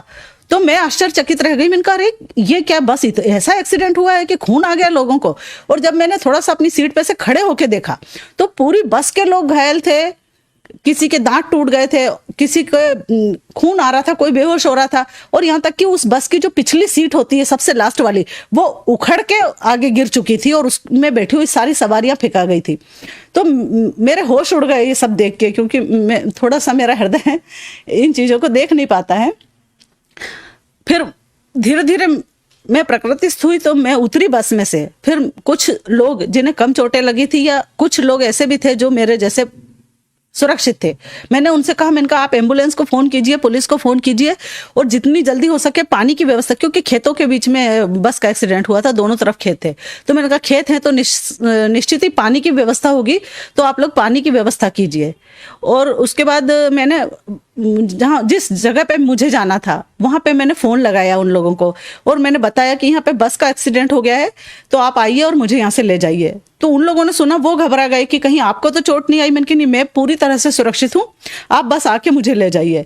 तो वहां से 2 भगत आए मोटरसाइकिल लेके और उन्होंने मुझे खूब अच्छी तरह से देखा कि कहीं आपको तो तकलीफ नहीं हुई। मैंने कहा नहीं, मेरे को तो परमात्मा की दया से कुछ भी नहीं हुआ। भगत जी, मैं जैसे ही सत्संग स्थल पे गई, सबसे पहले मैंने दंडवत प्रणाम किया परमात्मा को और कोटि कोटि धन्यवाद किया उनका कि मालिक, अगर मैं आज आपकी शरण में नहीं होती तो मेरी जान बचना भी बहुत मुश्किल थी। इस तरह से सर, संत रामपाल जी महाराज की कृपा से मुझे तो जीवन दान मिला है, इसलिए मैं उन्हें पूर्णतः सत्य संत मानती हूँ। आपने संत रामपाल जी महाराज जी से नाम दीक्षा कब ली? जी, मैंने 23 नवंबर सन 2016 को नाम दीक्षा ली। आपने बताया कि सन 2016 में आपने संत रामपाल जी महाराज जी से नाम दीक्षा ली, जबकि संत रामपाल जी महाराज सन 2014 नवंबर से जेल में हैं। तो आपको ऐसा नहीं लगा कि आप एक ऐसे संत के शरण में जा रहे हैं जो कि जेल में थे? कोई जरूरी नहीं है कि हमेशा दोषी ही जेल में जाते हैं। हमारा तो इतिहास गवाह है, जो सत्य के मार्ग पे चला है, सबसे ज्यादा मुसीबत है तो उन्हीं को आई है। राम, कृष्ण, ईसा, सुकरात, कितने सारे नाम है जिनको हम याद कर सकते हैं। तो सर, इस बात से मुझे कोई फर्क नहीं पड़ता कि किसी सच बोलने वाले को यदि जेल में डाल दिया जाए तो उस सच को कोई दुनिया या जमाना दबा सकेगा? क्योंकि ये मार्ग ऐसा है कि जो इसे एक बार इस ज्ञान को समझ लेगा वो किसी भी हालत में इसे छोड़ के किसी और जगह पे नहीं टिक सकेगा। इसके अलावा अभी जो हम न्यूज चैनल देखते हैं तो हाल में संत रामपाल जी महाराज 2 केसों में बाइज्जत बरी हुए। हालांकि मीडिया ने इसे हाईलाइट नहीं किया, क्योंकि मीडिया की एक आदत पड़ चुकी है कि वो उस चीज को हाईलाइट करती है जिसमें निंदा रस प्राप्त हो। किंतु मुझे पूरा यकीन है कि जिस तरह से हमारे गुरुदेव 2 केसों में बाइज्जत बरी हुए हैं, ऐसे ही वो सारे केसों में बरी होंगे और ससम्मान बाहर आएंगे। और सरकार से भी मेरा ये अनुरोध है, करबद्ध विनती है कि जल्दी से जल्दी हमारे गुरुदेव के केसों की जांच करके उन्हें बाइज्जत बरी किया जाए, क्योंकि सभी जानते हैं, तो सरकार भी जानती है कि संत रामपाल जी महाराज निर्दोष और निरपराधी है। किस कारण से उन्हें जेल में भेजा गया ये भी वो बहुत अच्छी तरह से जानते हैं। तो मेरा सिर्फ यही अनुरोध है कि झूठ अधिक दिन टिक नहीं पाएगा, सत्य का साथ दें और वे अपना भी कल्याण करवाएं और संत रामपाल जी महाराज को जल्दी से जल्दी रिहा करें। बहन जी, आपने बताया कि आप गवर्नमेंट टीचर हैं, आप शिक्षित वर्ग से हैं, लेकिन कुछ लोगों का ये मानना है कि जो श्रद्धालु संत रामपाल जी महाराज से जुड़ते हैं वो अंधभक्ति के तहत जुड़ते हैं। तो बताइए ये बात कहाँ तक सही है? सर, मैंने अनेक संतों की वाणियां सुनी हैं, मैं प्रवचन देखने की बहुत शौकीन थी, किंतु मैंने ये रियलाइज किया कि आज की स्थिति में सिर्फ और सिर्फ संत रामपाल जी महाराज एक ऐसे संत हैं जो समस्त शास्त्रों से प्रमाणित विधि से भक्ति करवाते हैं। उन्होंने हमें गीता के, वेदों के, पुराणों के, यहाँ तक कि कुरान और बाइबल तक के रहस्य खोल के दिखाए। उन्होंने हमें पहली बार बताया कि वास्तव में परमात्मा कौन है। हम तो ब्रह्मा विष्णु महेश से आगे समझते ही नहीं थे, किंतु पहली बार संत रामपाल जी महाराज ने सृष्टि की शुरुआत जहां से हुई है वहां से हमें समझाया। और वो एक ऐसी मिसिंग लिंक थी हमारे आध्यात्म जगत में कि जिसके खुलते ही सारी बातें क्लियर हो गई है। जो भी इस बात को समझ जाएगा वो 1 मिनट की देरी किए बिना संत रामपाल जी महाराज की शरण ग्रहण करेगा। जो श्रद्धालु आपको देख रहे हैं वो भी किसी न किसी संत से अवश्य जुड़े हुए हैं, उन्हें आप क्या संदेश देना चाहेंगे? संत रामपाल जी महाराज जो भक्ति की विधि बता रहे हैं और जो मंत्र बता रहे हैं, ये मंत्र वेदोक्त है और मैंने स्वयं वेदों में मिला के देखा है। और इतना प्रमाणित ज्ञान मैंने सारे ग्रंथ खुद पढ़े, एक एक लाइन मैंने मिलाई है कि लिखी है कि नहीं लिखी है। और इसके बाद पूर्णतः दृढ़ता प्राप्त होने के बाद मैं इस भक्ति मार्ग में आई हूँ। संत रामपाल जी महाराज से मैंने शरण ग्रहण की है। और मेरा आप लोगों से विनम्र अनुरोध है कि इस मानव जीवन जो 84 लाख योनियों के बाद बड़ी मुश्किल से प्राप्त होता है, इसका एक क्षण भी मत बिगाड़िए, क्योंकि कहा गया है कि श्वासा खाली जात है 3 लोक को मोल। तो ये इतनी महंगी श्वासों को यदि हम इस प्रकार से व्यर्थ करेंगे तो बहुत मुश्किल है कि फिर से मानव जीवन मिल जाए। तो मेरा आप सबसे हाथ जोड़ के यही विनती है कि जितनी जल्दी हो सके आप सच्चे गुरु की शरण में आइए, सच्चे मंत्रों को प्राप्त कीजिए, प्रत्यक्ष अनुभव कीजिए और अपने मानव जीवन का कल्याण करवाइए। संत रामपाल जी महाराज जी से नाम दीक्षा कैसे ले सकते हैं? आज अनेक चैनलों पर संत रामपाल जी महाराज का प्रवचन आता है। उन प्रवचन के दौरान उसके नीचे एक पट्टी आती है, उसमें सतलोक आश्रम के नंबर प्रसारित किए जाते हैं। आप उन नंबरों पर संपर्क करके वहाँ के भक्तों से बात करके अपने नजदीकी नामदान सेंटर का पता जान सकते हैं और वहाँ जाकर नाम दीक्षा प्राप्त कर सकते हैं। धन्यवाद जी। धन्यवाद। हो गया कि दोनों एक ही जैसा ज्ञान रखते हैं। अब इसमें थोड़ा सा 40वें अध्याय का 10वां मंत्र और दिखाता हूं आपको। ये देखिएगा, ये 40वें अध्याय का और ये मंत्र है 10वां। इसमें क्या लिखा है? हे मनुष्य, जैसे धीराणाम मेधावी योगी विद्वानों से, धीराणाम माने तत्वदर्शी संतों से जो वचन सुनते हैं, ये वेद ज्ञानदाता कह रहा है, जैसे गीता में कह रहा हुआ जो का तुम। और वे जो लोग हमारे लिए विचक्षरे माने विस्तार पूर्व कहते हैं, जो वे लोग संभवात माने संयोग जन्य कार्यों से, असंभवात माने उत्पन्न नहीं होने वाले कारण से। ये तो अटपट कर रहा था, इन्होंने तो भांग का टूटा मार के और बैठ जाता, जो एंड बेंड अनुवाद कर दिया। मैं ऋषि मान्य रहे थे इसने। अब इसमें संभवात माने उत्पन्न होना, ये स्पष्ट है इन्हीं के शब्दों में। असंभवात माने उत्पन्न नहीं होने वाला और संभवात माने जन्य यानी उत्पन्न होने वाला। संभवात माने उत्पन्न होने वाला, इसका सीधा सा अर्थ है कि कोई तो आहु माने कहते हैं, कोई तो कहते हैं कि परमात्मा उत्पन्न नहीं होता, और कोई कहते हैं कि परमात्मा उत्पन्न होता श्री राम और श्री कृष्ण रूप में। तो इसमें लिखा है कि जो वो धीराणाम माने मेधावी विद्वान तत्वदर्शी संत जिनका ज्ञान टिकाऊ है, दृढ़ ज्ञान जिसके पास है सच्चा, वे जो वचन सुनाते हैं, जैसे हे मनुष्यों जैसे हम लोग इन तत्वदर्शी संतों विद्वानों से जो वचन सुनते हैं और वो बताते हैं, वो लोग हमारे साथ विस्तार के साथ हमें बताते हैं, तो उनको सुनो, उनको तुम भी सुनो। ये गीता ज्ञानदाता कहता जो वो बताना चाहते हैं उनको तुम भी सुनो।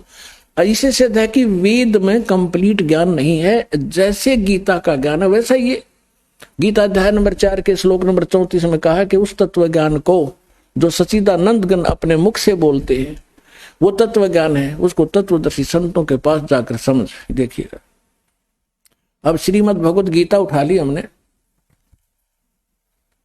अध्याय नंबर 4 का और श्लोक नंबर 32 आपको दिखाते हैं।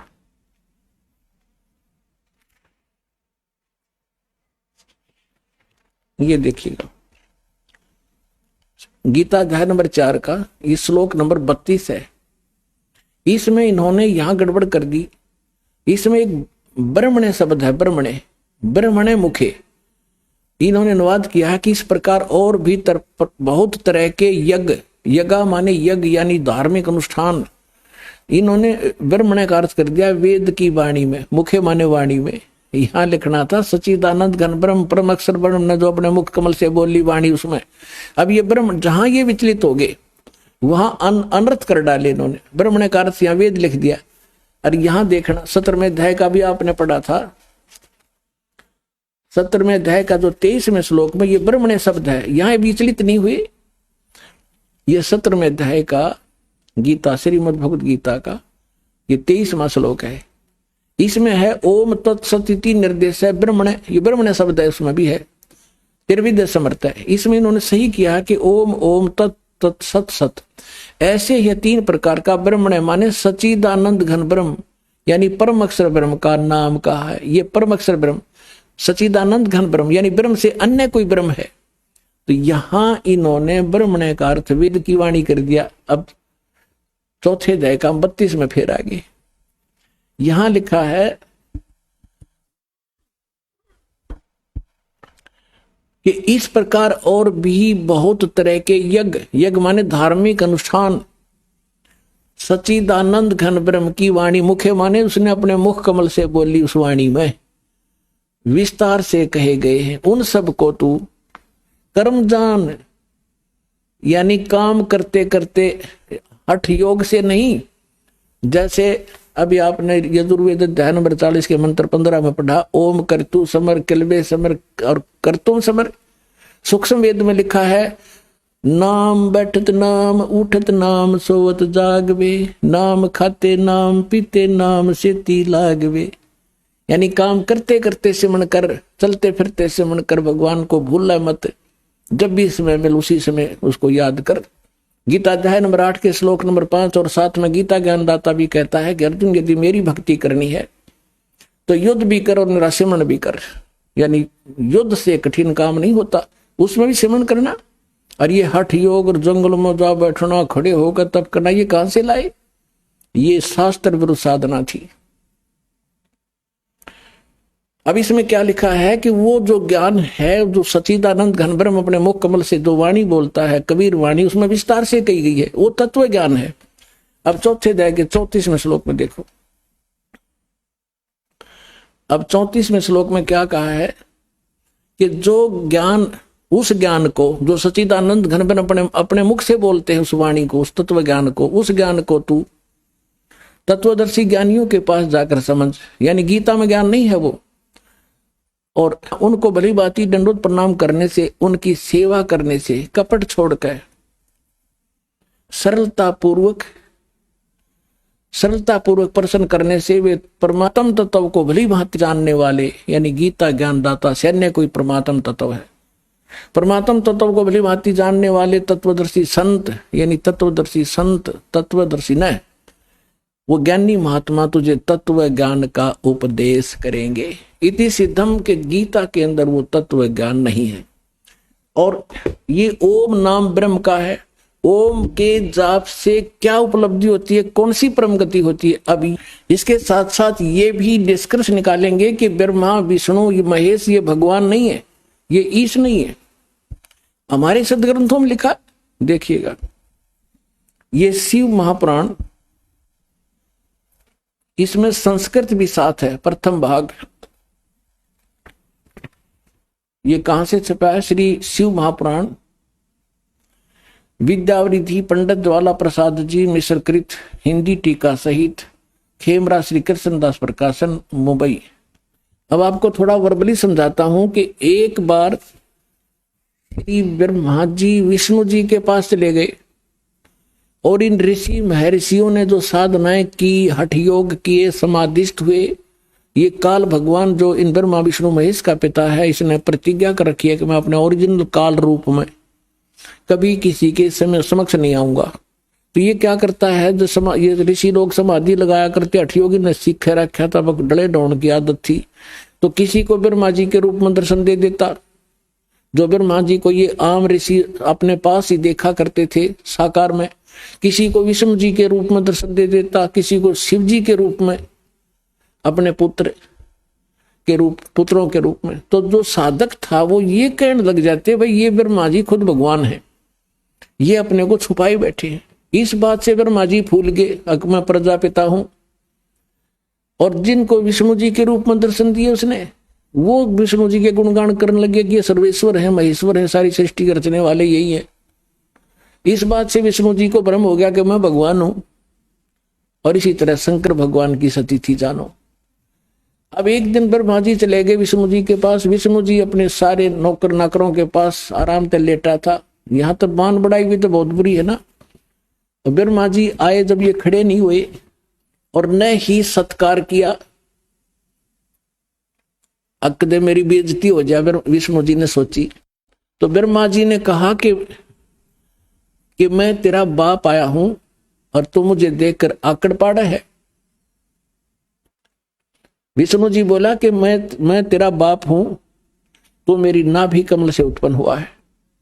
ब्रह्मा जी कहने लगे कि नहीं, सारा संसार मेरे से उत्पन्न हुआ है और मैं सर्वेश्वर हूं, सबका उत्पन्न करता हूं। इस बात पर दोनों का झगड़ा हो गया।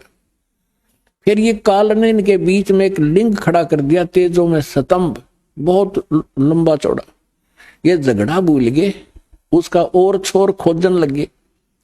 ये पुराण में लिखा है, विष्णु पुराण। फिर वो खुद आ गया अपने पुत्र शिव जी का रूप बना के, और फिर लग गया इनको ज्ञान देने कि तुम भगवान नहीं हो, अपने आप को भगवान मान बैठे। ये देखिएगा। अब हम इस पुस्तक से आपको क्लियर करेंगे। श्री शिव महापुराण, विद्यावृद्धि पंडित ज्वाला प्रसाद जी मिश्रकृत, हिंदी टीका सहित, खेमरा श्री कृष्णदास प्रकाशन, मुंबई। इसके ये देखिएगा, विद्वेश्वर संहिता है ये, 11 पृष्ठ पे विद्वेश्वर संहिता, अध्याय 6, भाग 1। इसमें लिखा है, नंदी केश्वर बोले, जो शंकर भगवान का वाहन है, नंदी केश्वर बोले कि हे योगेंद्र, आगे एक समय विष्णु भगवान शेष सैया पर अपने गरुड़ादि पार्षदों से संयुक्त लक्ष्मी सहित शयन करते थे, लेटे हुए थे। उस समय ब्रह्म ज्ञानियों में श्रेष्ठ ब्रह्मा जी अपनी इच्छा से वहां आए। सब प्रकार से सुंदर सेज पर शयन करते हुए कमल लोचन विष्णु जी से पूछने लगे, तुम कौन हो जो मुझे देखकर अभिमानी पुरुष के समान शयन करते हो? हे वत्स, हे बेटा। ब्रह्मा जी बोले विष्णु जी से कहने लगे कि हे बेटा उठो, मैं तेरा जनक आया हूं। हे वत्स उठो, देखो मैं तुम्हारा स्वामी आया हूं। आए हुए गुरु को देखकर, गुरु माने बड़े को, जो अभिमान करता है उस द्रोही मूड का प्रायश्चित होना उचित है। यह सुनकर विष्णु जी के अंतर में तक क्रोध हुआ, अंदर तक घना गुस्सा हुआ, पर ऊपर तक शांत, लोग दिखावा शांत रहा, बाहर से शांत रहे और बोले कि वत्स, ए बेटा तुम्हारा मंगल हो। बैठो, इस आसन पर विराजो। इस समय तुम्हारा नेत्र कुटिल और मुख वक्र क्यों हो गया, यानी टेढ़ा मुंह क्यों कर रहा है, टेढ़ी आंख क्यों कर रहा है तू, आजा बैठ जा बेटा। ब्रह्मा जी बोले, हे वत्स, हे बेटा विष्णु, तुमको समय के प्रभाव से अभिमान है। हे पुत्र, मैं तुम्हारा रक्षक और जगत का पिता हूं।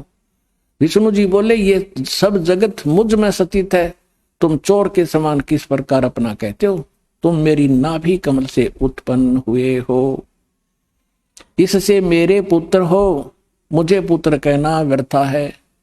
तो देखो पुण्यात्माओं, ये हमारे आचार्य शंकराचार्य, ये भी हमारे धर्मगुरु, इनकी पूजा करवाया करते। बालका तो भी कमजोर बुद्धि के व्यक्ति है। एक चौथी कक्षा के बच्चे लड़ा कर आपस में, और फिर टीचर उनसे पूछता है क्यों झगड़ रहे थे, इधर आओ। वो उनमें से कहता, जी ये यूं बोला, मैं तेरा बाप है। वो दूसरा कहता, ना जी पहले यूं बोला, अग मैं तेरा बाप है, इसलिए लड़े थे हम, एक दूसरे को नो पकड़ रहे थे। ये हमारे भगवान लड़े आपस में, वो कह मैं तेरा बाप, वो नो कह मैं तेरा बाप, तू मेरा बेटा, और फिर इनके बाप ना आके इनका छुटकारा करवाया। अब ये तो प्रसंग आगे ज्यादा ना बताकर, क्योंकि विषय आज थोड़ा सा दूसरा है। अब ये क्या हुआ कि फिर वो काल आ गया इनका पिता इनके बीच में, और उसने आकर फिर इनको समझाया कि तुम भगवान नहीं हो। देखिएगा, और दिखाता हूं थोड़ा, एक झलक और रहेगी थोड़ी सी। अब हम ये 11 पृष्ठ पढ़ रहे हैं विद्वेश्वर संहिता का। यहां आ गया, नंदीकेश्वर बोले, यहां तक हमने पढ़ लिया कि इससे मेरे पुत्र हुए, मुझे पुत्र कहना व्यर्था। नंदीकेश्वर बोले, इस प्रकार ब्रह्मा विष्णु दोनों ही रजोगुण से मुग्ध होकर विवाद करने लगे, लड़न लगे। मैं श्रेष्ठ हूं, मैं स्वामी हूं, ऐसा कहकर एक दूसरे को मारने की इच्छा से युद्ध करने में उत्सुक हुए।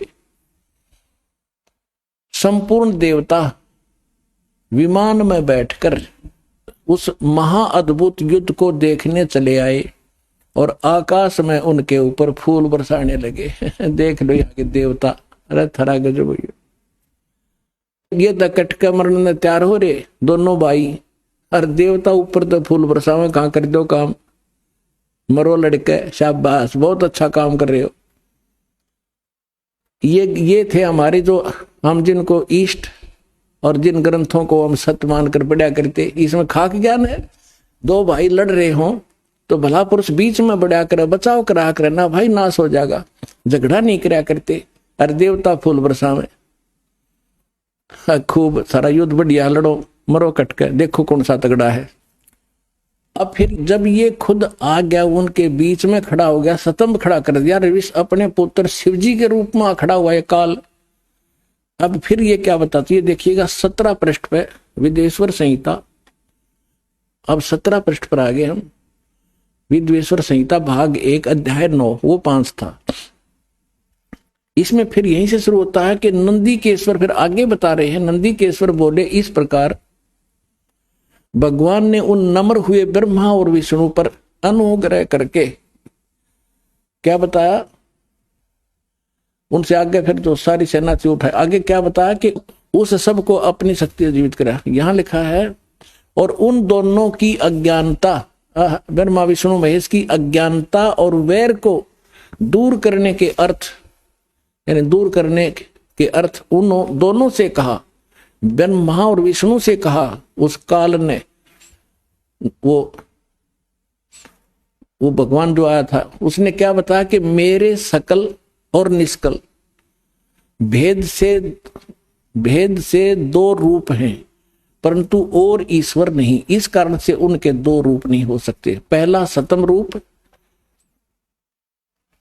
जो पिलर खड़ा कराया था, पीछे मूर्तिमान जो विष्णु के शिव के रूप में खड़ा हुआ, वो रूप धारण किया। तो इससे ब्रह्म रूप निष्कल है, वो निराकार है। और ईश्वर रूप सगुण, मैं शंकर रूप में तो सगुण हूं, और वो सतम खड़ा कर दिया था, वो निष्कल था। अब क्या कहता, ये दोनों रूप सिद्ध हैं, दूसरे किसी के नहीं हो सकते। इस कारण से तुम दोनों को अथवा दूसरों को ईश्वर तव की प्राप्ति नहीं हो सकती। तुमने जो अज्ञानता से अपने को ईश माना, अपने आप को भगवान मान लिया, मैं भगवान हूं, मैं भगवान हूं, यह बड़ा ही अद्भुत हुआ। उसे दूर करने को ही मैं रण स्थान में आया। अब तुम अपना अभिमान त्याग कर मुझ ईश्वर में अपनी बुद्धि लगाओ। मेरे प्रसाद से लोक में सब अर्थ प्रकाश करते हैं। एक तो यह सिद्ध हो गया कि ब्रह्मा विष्णु और शिव जी ये भगवान नहीं है। या अब तक तो ब्रह्मा और विष्णु के बारे में इसने कहा है कि तुम ईश नहीं हो, तुम भगवान नहीं हो, तुमने अपने आप को गलती से अपने आप को भगवान मान लिया। आगे देखो, मैं ही परब्रह्म हूं और मेरा ही अकल और अकल रूप है। ब्रह्म होने से मैं ईश्वर हूं, अनुग्रह आदि का मेरा कर्तव्य है। यहां फिर बताया है, और जगत के वर्धक होने से मैं ब्रह्मा हूं। हे ब्रह्म केशव, समतव और व्यापक होने से मैं आत्मा हूं। मैं इस सब का ईश हूं, मैं सब का ईश हूं, ये सब मेरा है और तुम भगवान नहीं हो। तुमने जो अज्ञानता से अपने को ईश माना, ये बड़ा ही अद्भुत हुआ। इसके दूर करने के अर्थ करने को ही मैं रण स्थान में आया। अब यहां कह रहा है कि मैं इस सब का ईश्वर हूं और ये सब मेरा है, मेरे सिवाय किसी दूसरे का नहीं है। प्रथम तो ब्रह्म तो ज्ञान से के निमित्त निष्कल ब्रह्म का प्रादुर्भाव हुआ, यानी इसने खंभा खड़ा किया। फिर इसमें मैं ज्ञात स्वरूप हूं और पीछे प्रगट दर्शन देने के निमित्त साक्षात ईश्वर तत्क्षण में सगुण रूप हुआ हूं। अब मैं तेरे सामने खड़ा हूं।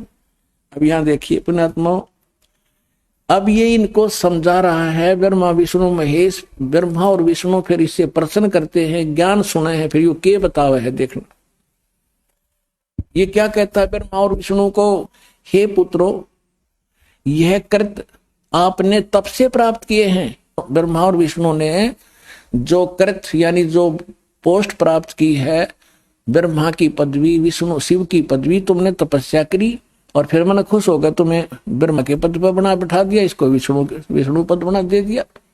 ये देखिए, हे पुत्रो, यह कृत यानी जैसे उत्पत्ति और सतीथि का ये कृत आपने तब से प्राप्त किए हैं जो कि सृष्टि, उत्पत्ति और पालन कहता है। सो मैंने प्रसन्न होकर तुम्हें दिए हैं।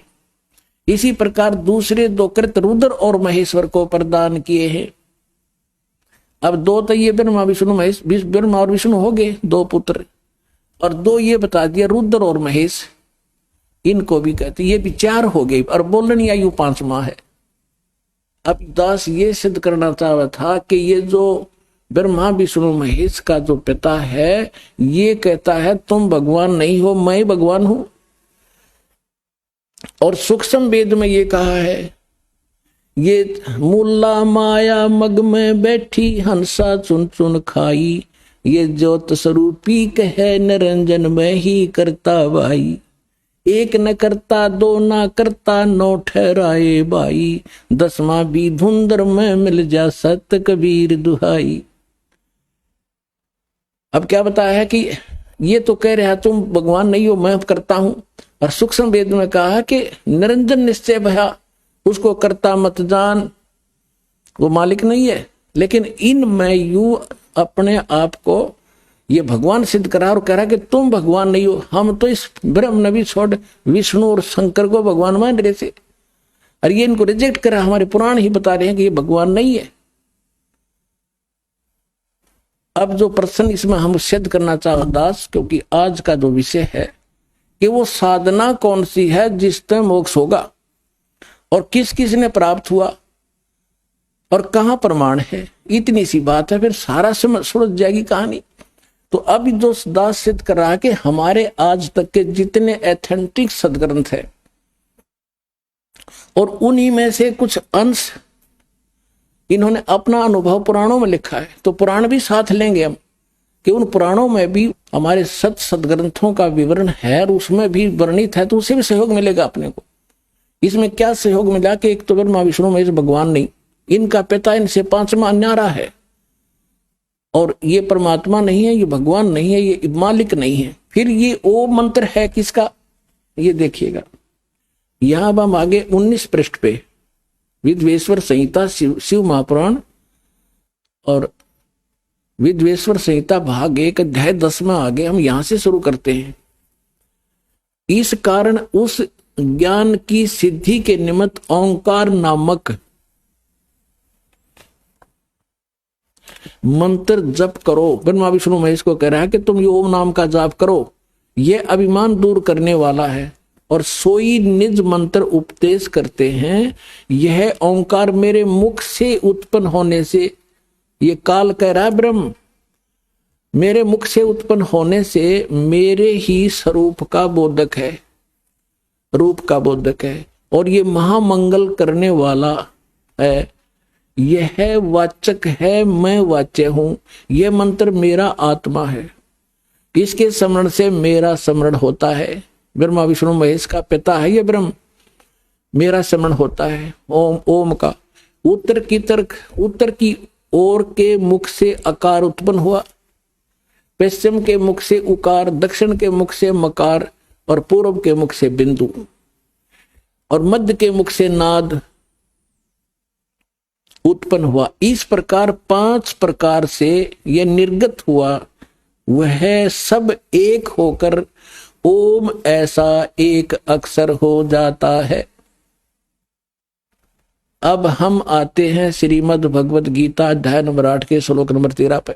उसमें लिखा कि ओम इति एकाक्षरम ब्रह्म व्यवहारण माम अनुसमरण ये परियाति तजन देहम सयाति परमाम गतिम।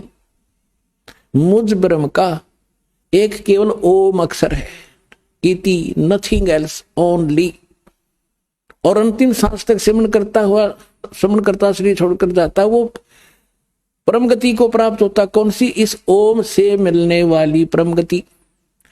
अब यहां सिद्ध हो गया कि ये खुद कहता है कि इन सब से मिलकर अकार उकार मकार बिंदु से मिलकर ये एक ओम अक्षर हो गया, सिद्ध हुआ। और ये गीता में लिखा कि ओम इति एक अक्षरम, ये ओम एक अक्षर माम ब्रह्म मुझ ब्रह्म का है, और ये खुद कहता है मेरा ये एक मंत्र है और मेरे ही बोधक है, मेरा ही जाप करने का है। और पुण्यात्माओं जो ये हमें मूर्ख बनाते हैं, ओम नमः शिवाय कहते ये 5 अक्षरों का बन गया। इसमें कहीं भी मूल संस्कृत में ये ओम नमः शिवाय इस पुराण में भी नहीं लिखा, और ना यहां अनुवादकर्ता ने अनुवाद किया है इस पुराण में। गीता प्रेस गोरखपुर से अनुवादित एक सचित्र मोटा टाइप शिव पुराण में अनुवादकर्ता ने अलग राइटिंग में लिखा है ओम नमः शिवाय यू है 5 मंत्र का, और इसमें सब लिखा है अकार मकार उकार बिंदु और नाद से मिलकर ये 500 से अब से एक होकर ओंकार मंत्र हुआ है। और ये अड़ा दिया वहां पर ओम नमः शिवाय बढ़ा दिया इसका, इसमें कोई ओम नमः शिवाय नहीं है, क्योंकि श्रीमद् भगवद गीता में और वेदों में जो मंत्र है वो शास्त्र अनुकूल साधना, उसके अतिरिक्त कोई बनाता वो सत साधना नहीं है। अब ये प्रश्न हो गया कि ब्रह्म का ओम नाम जाप है इस गीता ज्ञानदाता का, वेद ज्ञानदाता का, और ये ब्रह्मा विष्णु महेश का पिता है। ये है कौन? ये खुद कहता मैं ब्रह्म हूं। अब इसका निष्कर्ष श्री देवी भागवत करेगी। एक समय राजा हिमालय को स्वयं ये देवी परमात्मा के बारे में ज्ञान प्रचार कर रही थी, तो उसने क्या बताया है कि दुर्गा कितना नॉलेज रखती है। वो कहती है केवल एक ब्रह्म है, ब्रह्म की पूजा करो, और ओम उसका मंत्र है, ओम के जाप से ब्रह्म लोक प्राप्ति कर जाओगे, तुम्हारा कल्याण हो। अब देखो श्रीमद् देवी भागवत सचित्र मोटा टाइप गीता प्रेस गोरखपुर से प्रकाशित है।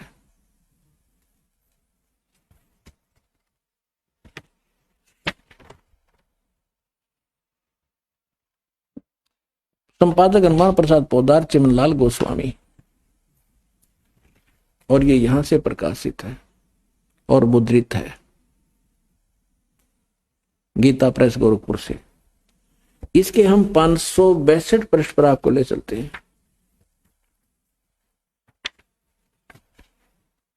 ये देखिएगा, ये 7वां स्कंद है,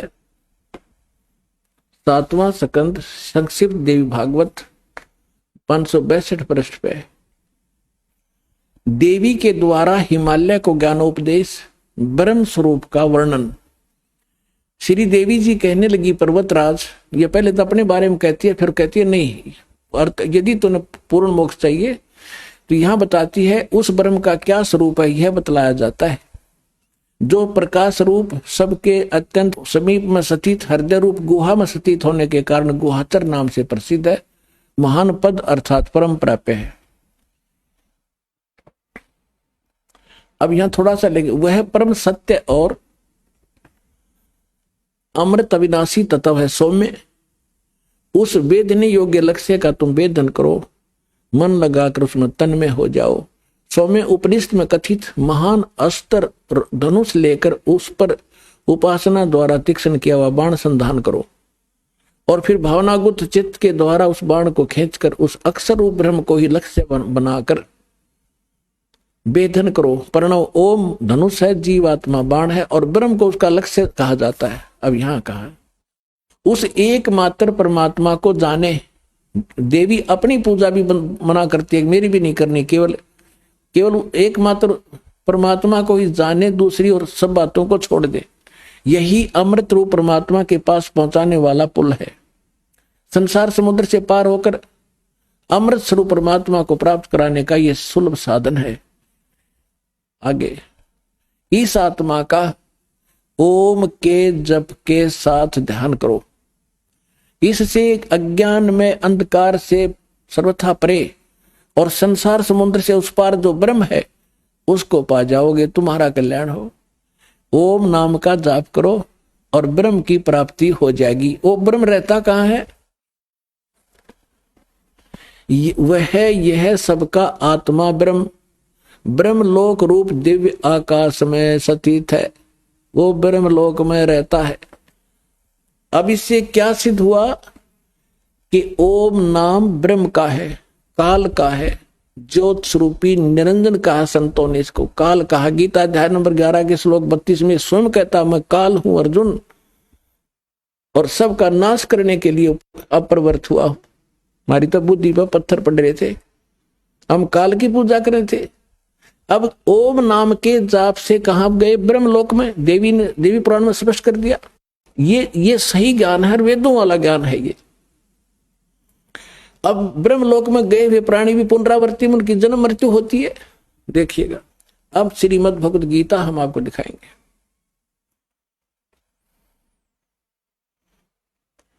8वें अध्याय का आपको 16वां मंत्र दिखाते हैं। 13वां मंत्र ये देखिएगा, ये है गीता, श्रीमद् भगवद गीता अध्याय नंबर 8 का और श्लोक नंबर 13 नीचे। इसमें ये गीता ज्ञानदाता ब्रह्म ही है, ब्रह्मा विष्णु महेश का पिता है ये।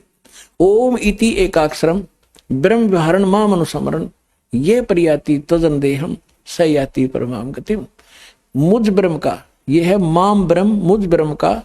ओम इति एकाक्षरम, केवल ये एक ओम अक्षर है ये है, और उच्चारण करके सिमरण करता हुआ ये प्रयाति तजन देहम, जो शरीर छोड़कर जाता है, सयाति परमाम गति। ओम से मिलने वाली परम गति, इस ओम से मिलने वाली परम गति प्राप्त होती है। क्या होती है? ये सिद्ध हो गया कि ब्रह्म को प्राप्त हो गया, वो ब्रह्म लोक में रहता है, यानी ब्रह्म लोक प्राप्ति। गीता अध्याय नंबर 8 के श्लोक 16 में क्या कहा है?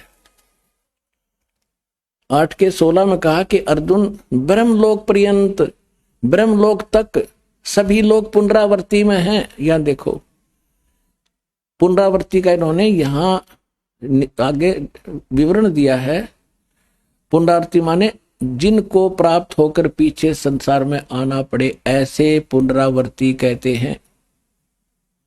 अब इन्होंने यहां अड़ंगा डाला है कि परंतु हे कुंती पुत्र, अनुवाद गलत किया है, मुझको प्राप्त होकर पुनर्जन्म नहीं होता। अब गीता ज्ञान दाता ब्रह्म है, और गीता ज्ञान दाता दूसरे अध्याय के 12वें श्लोक में कहता है कि अर्जुन ये ना सोच कि हम अभी पैदा हुए हैं तो पहले भी थे और आगे भी रहेंगे। ये देखो अध्याय नंबर 2 का और श्लोक नंबर आपको 12 दिखाते हैं। ये 12 इसमें कहा कि न तो ऐसा है कि मैं किसी काल में नहीं था, अथवा तू नहीं था, अथवा ये राजा लोग नहीं थे, और नहीं ऐसा है कि इसे आगे हम सब ना रहेंगे।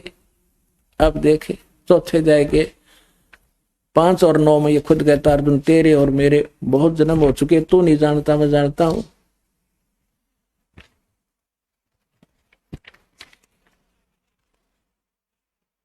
ये देखिएगा अध्याय नंबर 4 का और श्लोक नंबर श्रीमद् भगवद गीता श्लोक नंबर 5 में लिखा है, इसका अनुवाद यहां पर है।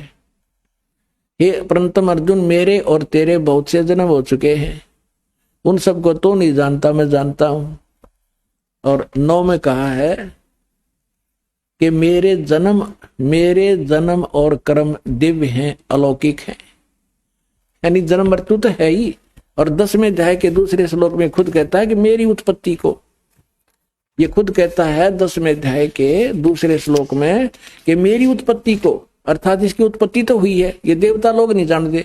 ये ब्रह्मा विष्णु महेश इसके पुत्र हैं, ब्रह्मा विष्णु महेश से सारा संसार आगे इस आकार में हम जन्मे हैं। तो ब्रह्मा विष्णु महेश अपने पिता की उत्पत्ति कैसे जानेगा, और कैसे हम जान पाएंगे फिर अपने पिता की उत्पत्ति? तो दादा बतावेगा पिता की उत्पत्ति। तो उस दादा ने आगे बता रखी बाबा ने, कबीर भगवान ने, जो सबका जनक है, इन सब की उत्पत्ति बता रखी है। ये देखिएगा अध्याय नंबर 10 का श्लोक नंबर 2, अध्याय नंबर 10 और श्लोक नंबर 2, इसमें कहा कि मेरी उत्पत्ति को, मेरे प्रभाव में उत्पत्ति को, आगे कुछ भी कहें, न देवता लोग जानते हैं न महर्षि जन जानते, क्योंकि मैं सब प्रकार से देवताओं का और महर्षियों का आदि कारण हूं। ये मेरे से जन्मे हैं, ये देवता और ये महर्षि, ये सभी मुझसे उत्पन्न हुए, ये इनका पिता है। अब इसे सिद्ध हो गया कि इसकी जन्म मृत्यु तो होती ही है, जन्म तो है ही। और ये खुद कहता है मेरे तेरे बहुत से जन्म हो चुके। और यहाँ जो अनुवाद इन्होंने किया 8वें अध्याय के 16वें श्लोक में कि ब्रह्मलोक पर्यंत सभी पुनरावृत्ति में है, परंतु मुझे प्राप्त होकर फिर पुनर्जन्म नहीं होता, ये कोई तुक बना? ये खुद ब्रह्मलोक में रहता है, ब्रह्मलोक में गए प्राणी जन्म मृत्यु मारे, है स्पष्ट हो रहा। इसका अर्थ ये है कि अर्जुन जो ये नहीं जानते कि मुझे प्राप्त का भी पुनर्जन्म होता है, वो मूर्ख ब्रह्मलोक की साधना करते हैं, और ब्रह्मलोक में गए हुए प्राणी भी फिर पुनरावृत्ति में होते हैं। इसका अर्थ ये बना है, इन्होंने गलत अनुवाद कर रखा। अब ये स्पष्ट हो गया कि श्रीमद् भगवद गीता और ये चारों पवित्र वेद, ये गॉड गिवन स्पिरिचुअल नॉलेज है, इनका एक जैसा इसके अंदर गुण धर्म है। और जो अन्य पुराण हैं वो वेदों से मेल खाते हैं तो नो प्रॉब्लम, वो तो ज्ञान वेदों वाला है, सही है। और फिर सूक्ष्म वेद इन सब से को मेल करेगा। अब इसमें कंप्लीट नॉलेज नहीं है। जैसे सूक्ष्म वेद के अंदर परमात्मा ने स्पष्ट लिखा हुआ है, जैसे सूक्ष्म वेद में कबीर परमेश्वर जी का एक शब्द है, करने नो दीदार महल में प्यारा है, और इस शब्द को लेकर पूरा राधा स्वामी पंथ अर्दी की गांठ लेकर पंसारी बन गया। और कहते हैं नकल में भी अकल की आवश्यकता होती है। इन्होंने वो मंत्र सेलेक्ट कर लिए इस ग्रंथ से, इस पवित्र अमृतवाणी से, जो 5 काल के जाप है, और जो मूल मंत्र इसके अंदर विद्वान वह छोड़ दिया जो दास आपको देता है। आपको इन राधा स्वामी वालों की ही पुस्तक से दिखाता हूं कि इन्होंने अर्दी की गांठ प्राप्त कर ली भगवान की वाणी से। और गरीबदास साहिब जी को परमात्मा ने यथार्थ ज्ञान दिया। उन्होंने अपनी अमृतवाणी में कहा है कि बेखों के लश्कर फिरे, ये बाणी चोर कठोर, और सतगुरु धाम ना पहुंचेंगे ये 84 के ठोर।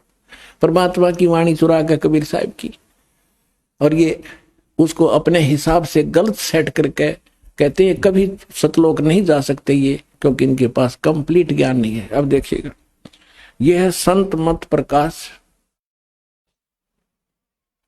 भाग 1 संत मत भाग प्रकाश एक, और इसके कौन है राइटर? ये हैं बाबा सावण सिंह जी, महाराज सावण सिंह जी। और कहां से ये छपा है? संत मत प्रकाश भाग एक, महाराज सावण सिंह जी, राधा स्वामी सत्संग ब्यास। प्रकाशक है जगदीश चंद्र सेठी, सेक्रेटरी राधा स्वामी सत्संग ब्यास, डेरा बाबा जयमल सिंह, पंजाब। ये सारे सर्वाधिकार सुरक्षित है। मुद्रक Ajanta offset and packaging limited. इसके देखिएगा,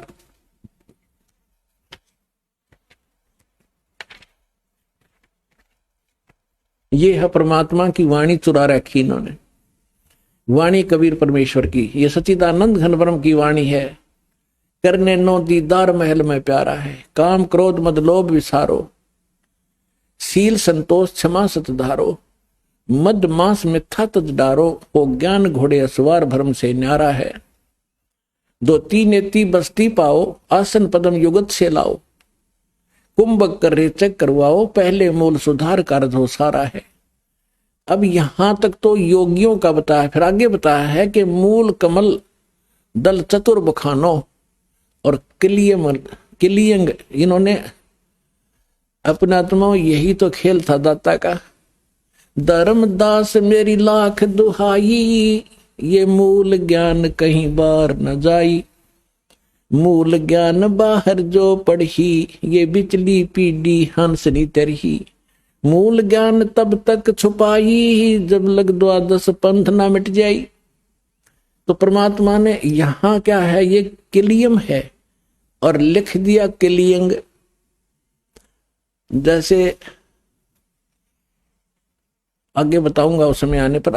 अब यहां ये विचलित हो गए, और ये शब्द है किलियम, जो दास आपको उपलब्ध कराता है। देखिएगा, अब ये है, इसका वर्णन है परमात्मा की अमरवाणी में। ये जो चित्र आप देखिएगा, अपने आत्माओं जैसे, अब आप बालक नहीं रहने देना दास ने आपको। जैसे पहले कहाँ सत्संग में जाते थे, 5-4 ये बात परमात्मा की वाणी ले लेते, या अपने हिसाब से सेटिंग कर लेते, बजले रे भगवान तेरा काम आवेगा, बजले रे भगवान तेरा काम आवेगा, ये गा के 5-4 बात और पढ़ कर लापसी उठ जाया करते थे। अब ये तो हमने पता लग गया कि भगवान एक बहुत ही जरूरी है, हमारे जीवन का मूल उद्देश्य है। और ये भी हमें पता है कि परमात्मा में क्या गुण है। जैसे किसी का रोग है और कोई कह रहा भाई खा ले दवाई रोग कट जाएगा, खा ले दवाई रोग कट जाएगा, ना तो उसने न पता रोग क्या है, और ना उस दी का पता। उसने गाय जाओ खा ले रे दवाई रोग कटेगा, खा ले रे दवाई रोग कटेगा। अब हमने पहले ये देखना है रोग क्या है और फिर उसकी औषधि कौन सी है, तो तब हम गीत गाओ चाहे ना गाओ, फिर फांकी लगाओ और रोग कट जाएगा। अब सबसे पहले आपको ये विश्वास दिलाया जा रहा है कि कौन सी औषधि है जो इस रोग ने काटेगी। जग सारा रोग रे, जिन सतगुरु वेद न जान्या, जग सारा रोग रे। भाई जन्म मरण का रोग लगा है या तृष्णा बडरी खांसी, जन्म मरण का रोग लगा है या तृष्णा बडरी खांसी, आवागमन की डोर गले में या पड़ी काल की फांसी, ही जग सारा रोगिया रे, जिन सतगुरु वेद न जान्या, जग सारा रोगिया रे। भाई देखा देखी गुरु शिष्य बन गे, किया ना तत्व विचारा, देखा देखी गुरु शिष्य बन गे, किया ना तत्व विचारा। गुरु शिष्य दोनों के सिर पे यू काल ठोके पंजारा, जग सारा रोगिया रे, जिन सतगुरु वेद न जान्या, जग सारा रोगिया रे। भाई सच्चा सतगुरु कोई ना पूजे, परमात्मा कहते सच्चा सतगुरु, ये नकली सतगुरु थे, साचा सतगुरु कोई न पूजे, इन झूठों जगपतियासी। इन झूठों पर विश्वास किए बैठे हैं। साचा सतगुरु कोई न पूजे, इन झूठों जगपतियासी। अंधे की बाह गई अंधे ने, ये मार्ग कौन बतासी। जग सारा रो गया रे, जिन सतगुरु वेद न जाण्या, जग सारा रो गया रे। फिर क्या निष्कर्ष बताते हैं परमात्मा? भाई सार शब्द सर जीवन बूटी, गस गस अंग लगावे। सार शब्द सर जीवन बूटी, गस गस अंग लगावे। कहे कबीर तुम सतकर मानो, ये जन्म मरण मिट जावे। जग सारा रो गया रे, जिन सतगुरु वेद न जाण्या, जग सारा रो गया रे। एक सार शब्द है, सार नाम है, वह सरजीवन बूटी है। और उस कहे कबीर तुम सतकर मानो, ये जन्म मरण मिट जाए।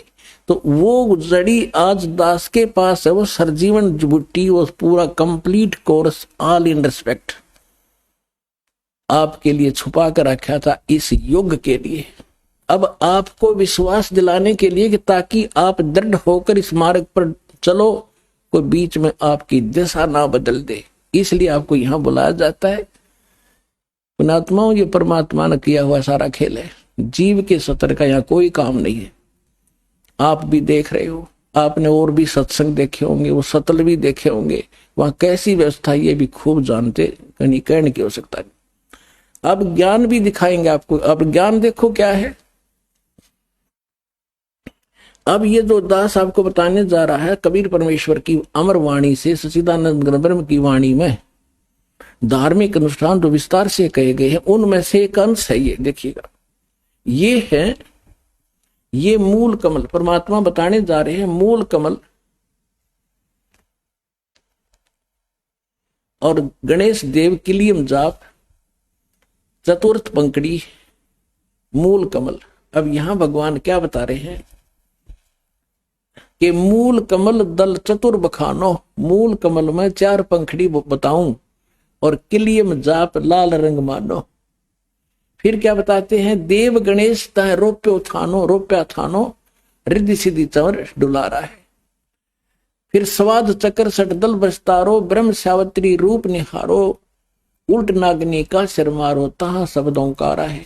अब ये है स्वाद चक्र, ये है 6 पंखड़ी का स्वाद कमल चक्र, और सावित्री और ब्रह्मा, और इसका ओम जाप है।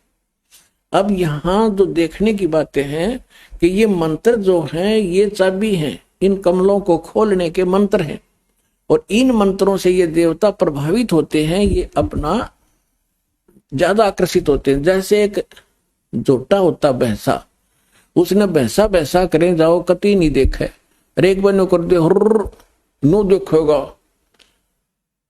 तो वो हुर्र उसका मूल मंत्र है, उसके बस की बात नहीं कि टिका रह जा। तो ये मंत्र है, इन देवताओं के मूल मंत्र है, वो हुर्र समझ लो। ये बोलते हैं चौकन्ने होते हैं, तो ये है, इससे लाभ जल्दी मिलेगा हमारे को। अब यहां देखना, अब यहां परमात्मा बता रहे हैं कि स्वाद चक्र सट यानी 6 पंखड़ी का विस्तारों, दल विस्तरों, ब्रह्म सावत्री रूप निहारो, उल्ट नागनी का सिर मारो, ता शब्दों कारा है। फिर क्या कहा है कि नब्बी अष्ट कमल दल साजा, श्वेत सिंहासन विष्णु विराजा, और ता हरियंग जाप तास मुख गाजा, लक्ष्मी शिव आधारा है। अब ये देखिएगा, तीसरा कमल, ये अष्ट कमल, अष्ट पंखड़ी का कमल है, नाभि कमल चक्र है, विष्णु और लक्ष्मी, इसमें ये जाप है, हरियम जाप है। फिर आगे चलिए, 12 कमल हृदय के माही, जंग गौर शिव ध्यान लगाई, सोहम शब्द तहा धुन छाई, अर्गण करें जय जयकारा है। अब यहां देखिएगा, ये हृदय कमल में 12 पंखड़ी, हृदय कमल में 12 पंखड़ी है, और शिव और पार्वती इसमें का ये, इसका ये जाप है। फिर कंठ कमल में दुर्गा 16 या 16 पंखड़ी का ये कंठ कमल है, इसमें दुर्गा का निवास है और ये इसका जाप है। आगे ये अलग से है ये, और अलग। हम सिर्फ इतना लेंगे जितना हमें अब आपको बताना आवश्यक है। अब यहां तक हम आगे इस 12 कमल हृदय के माही जंग गौर शिव ध्यान लगाई, सो हम शब्द तहां दोन छाई गण करें जय जयकारा है। फिर 16 दल कमल कंठ के माही और तहें मद बसे अविद्या बाई या दुर्गा, और हर हर ब्रह्माचवर ढुराई ताश, ये श्रीयंग है, ये रंग लिखा है इन्होंने, यहाँ श्रृंग नाम उचारा है। अब आगे देखो, ये है वो मूल मंत्र, हमारे इन कमलों से हमें बरी करेंगे, इन मंत्रों से हम कमाई करेंगे, साधना करेंगे और इन भगवानों को इनका दे देंगे इन टैक्स, और ये हमें बरी कर देंगे आगे चलने के लिए। अब आगे क्या लिखा है, इन्होंने कहां से ले लिया डंगा, इन्होंने जो मंत्र लिए हैं कौन से ले रखे हैं, कहीं की ईंट कहीं का रोड़ा, और कहते हैं ना राधा स्वामी को कुणबा जोड़िया,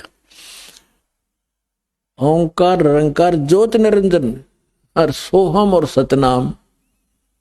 बताओ, ओंकार काल का और निरंकार काल का, ज्योत निरंजन काल का, सोम का इन्हें पता ही नहीं ये मंत्र कहां से आया, किसका है, ये देने के अधिकारी भी नहीं है।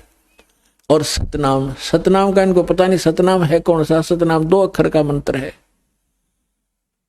अब यहां इन्होंने इसी परमात्मा की वाणी में आगे ये सारे हैं कि टाकनी का साकनी सब वो करे ऐसे, और आगे ओंकार निरंकार इसके अंदर लिखा हुआ। परमात्मा ने फिर लास्ट में ये बताया है कि ये जो जहां तक हमने इन कमलों से बरी होना है वो मंत्र ये है, बाकी ये काल की व्यवस्था है, ये ज्योत निरंजन निरंकार ओंकार, इनको अलग से जाप नहीं करना, इस विधि से जो सूक्ष्म वेद में लिखा है वो जाप करना। जैसे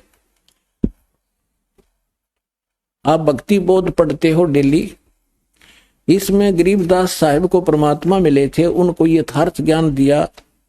इसमें एक ब्रह्म वेदी है और उस ब्रह्म वेदी के अंदर भी जो का तो गॉड गिवन स्पिरिचुअल नॉलेज है, जो कबीर साहब की वाणी में दास ने आपको पढ़ कर सुना। यह देखिएगा ब्रह्म वेदी, ये भक्ति बोध में आप डेली पढ़ते हो, और यहां ब्रह्म वेदी मूल चक्र गणेश वासा रक्त वर्ण जहां जानिए, और किलियम जाप कुलीन तद सब शब्द हमारा मानिए। समझ गया कि इसका जाप कीजिए। स्वाद चक्र ब्रह्म आदि भाषा जहां सावित्री ब्रह्म आ रहे, कति सिंपल करके लिखा है, ओम जाप जप तनसा ज्ञान योग सतगुरु कहे। नाभि कमल में विष्णु विशंबर जहां लक्ष्मी संगवास है, हरियम जाप जपन तनसा जानत बिरला दास है। हृदय कमल महादेव देवम सती पार्वती संग है, सोहम जाप जपन तनसा ज्ञान योग भल रंग है। कंठ कमल में बस अविद्या ज्ञान ध्यान बुद्ध नासी ही, लील चक्र मदकाल कर्मम आवदम को फांसी। अब यहां आपको स्पष्ट हो गया कि मूल मंत्र कौन से हैं। अब ये तो सूक्ष्म वेद में लिखा है कि हमने जो यहां तक पहुंचना है, इसके बाद त्रिकुटी पर जाएंगे। फिर त्रिकुटी पर जाने के बाद ये मंत्र 2 अक्षर के मंत्र का काम शुरू होगा। अब जैसे यही राधा स्वामी वालों का एक ग्रंथ है संत मत प्रकाश भाग 4, इसमें आपको दिखाते हैं कि सावण सिंह जी स्वयं कहते हैं, सोए गुरु पूरा कहावे और 2 अक्षर का भेद बतावे। हरि ने खुद पता नहीं ये 5 नाम ये काल के जाप करें, और पूरा गुरु वो होगा जो 2 अक्षर का भेद बतावे। तो ये के किसे गुरु थे, नकली। ये देखिएगा, ये है संत मत प्रकाश भाग 4, ये कहां से छपा है, महाराज सावण सिंह जी के विचार हैं। ये सेवा सिंह सेक्रेटरी, राधा स्वामी सत्संग व्यास, डेरा बाबा जयमल सिंह, जिला अमृतसर, ये यहां से छपे हैं। मुद्रक है Sartaj printing press, Tanda road, Rochi road, Joshi stage, Jalandhar. यहाँ 261 पृष्ठ आपको दिखाते हैं। 261 पृष्ठ पे संत मत भाग प्रकाश 4 के इन्होंने ये वाणी है कि उसकी शिवदयाल की, अक्षर रूप निरखती चाली छोड़ दिया अब देश बिगाना, इसके ऊपर अब ये क्या अटकलबाजी कर रहा कि ये संसार सर है, अक्षर है, वो ब्रह्म है। अक्षर तो संसार है, अक्षर वो ब्रह्म है, और नी अक्षर पार ब्रह्म है।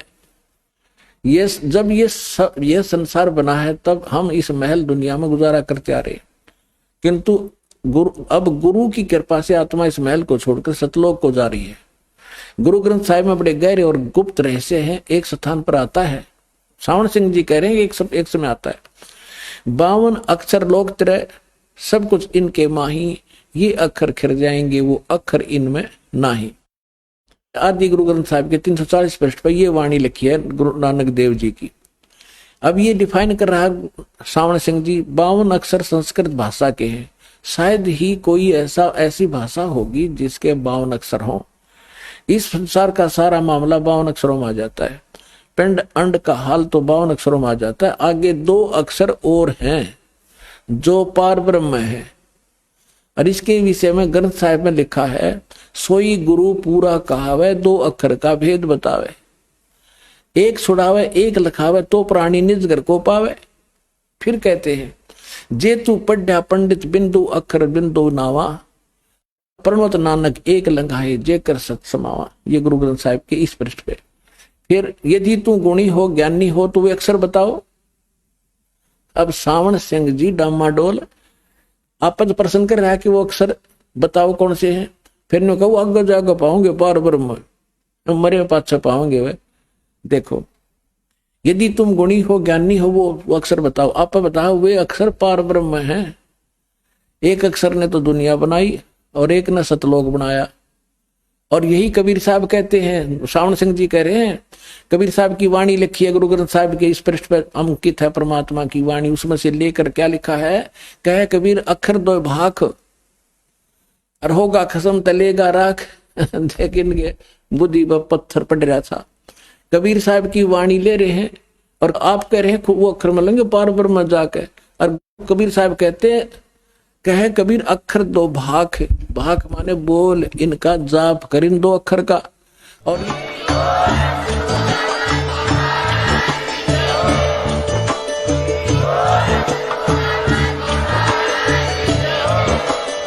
आप सुन रहे थे जगत गुरु तत्वदर्शी संत रामपाल जी महाराज जी के मंगल प्रवचन। अधिक जानकारी के लिए विजिट कीजिए हमारी वेबसाइट www.jagatgururampalji.org। संत रामपाल जी महाराज जी के शुभ आशीर्वाद से पूरे विश्व भर में 500 से भी ज्यादा नाम दीक्षा केंद्र हैं, जिन पर संत रामपाल जी महाराज जी द्वारा ऑनलाइन निशुल्क नाम दीक्षा दी जा रही है। अपने नजदीकी नाम दीक्षा केंद्र का पता करने के लिए संपर्क करें 8222880541।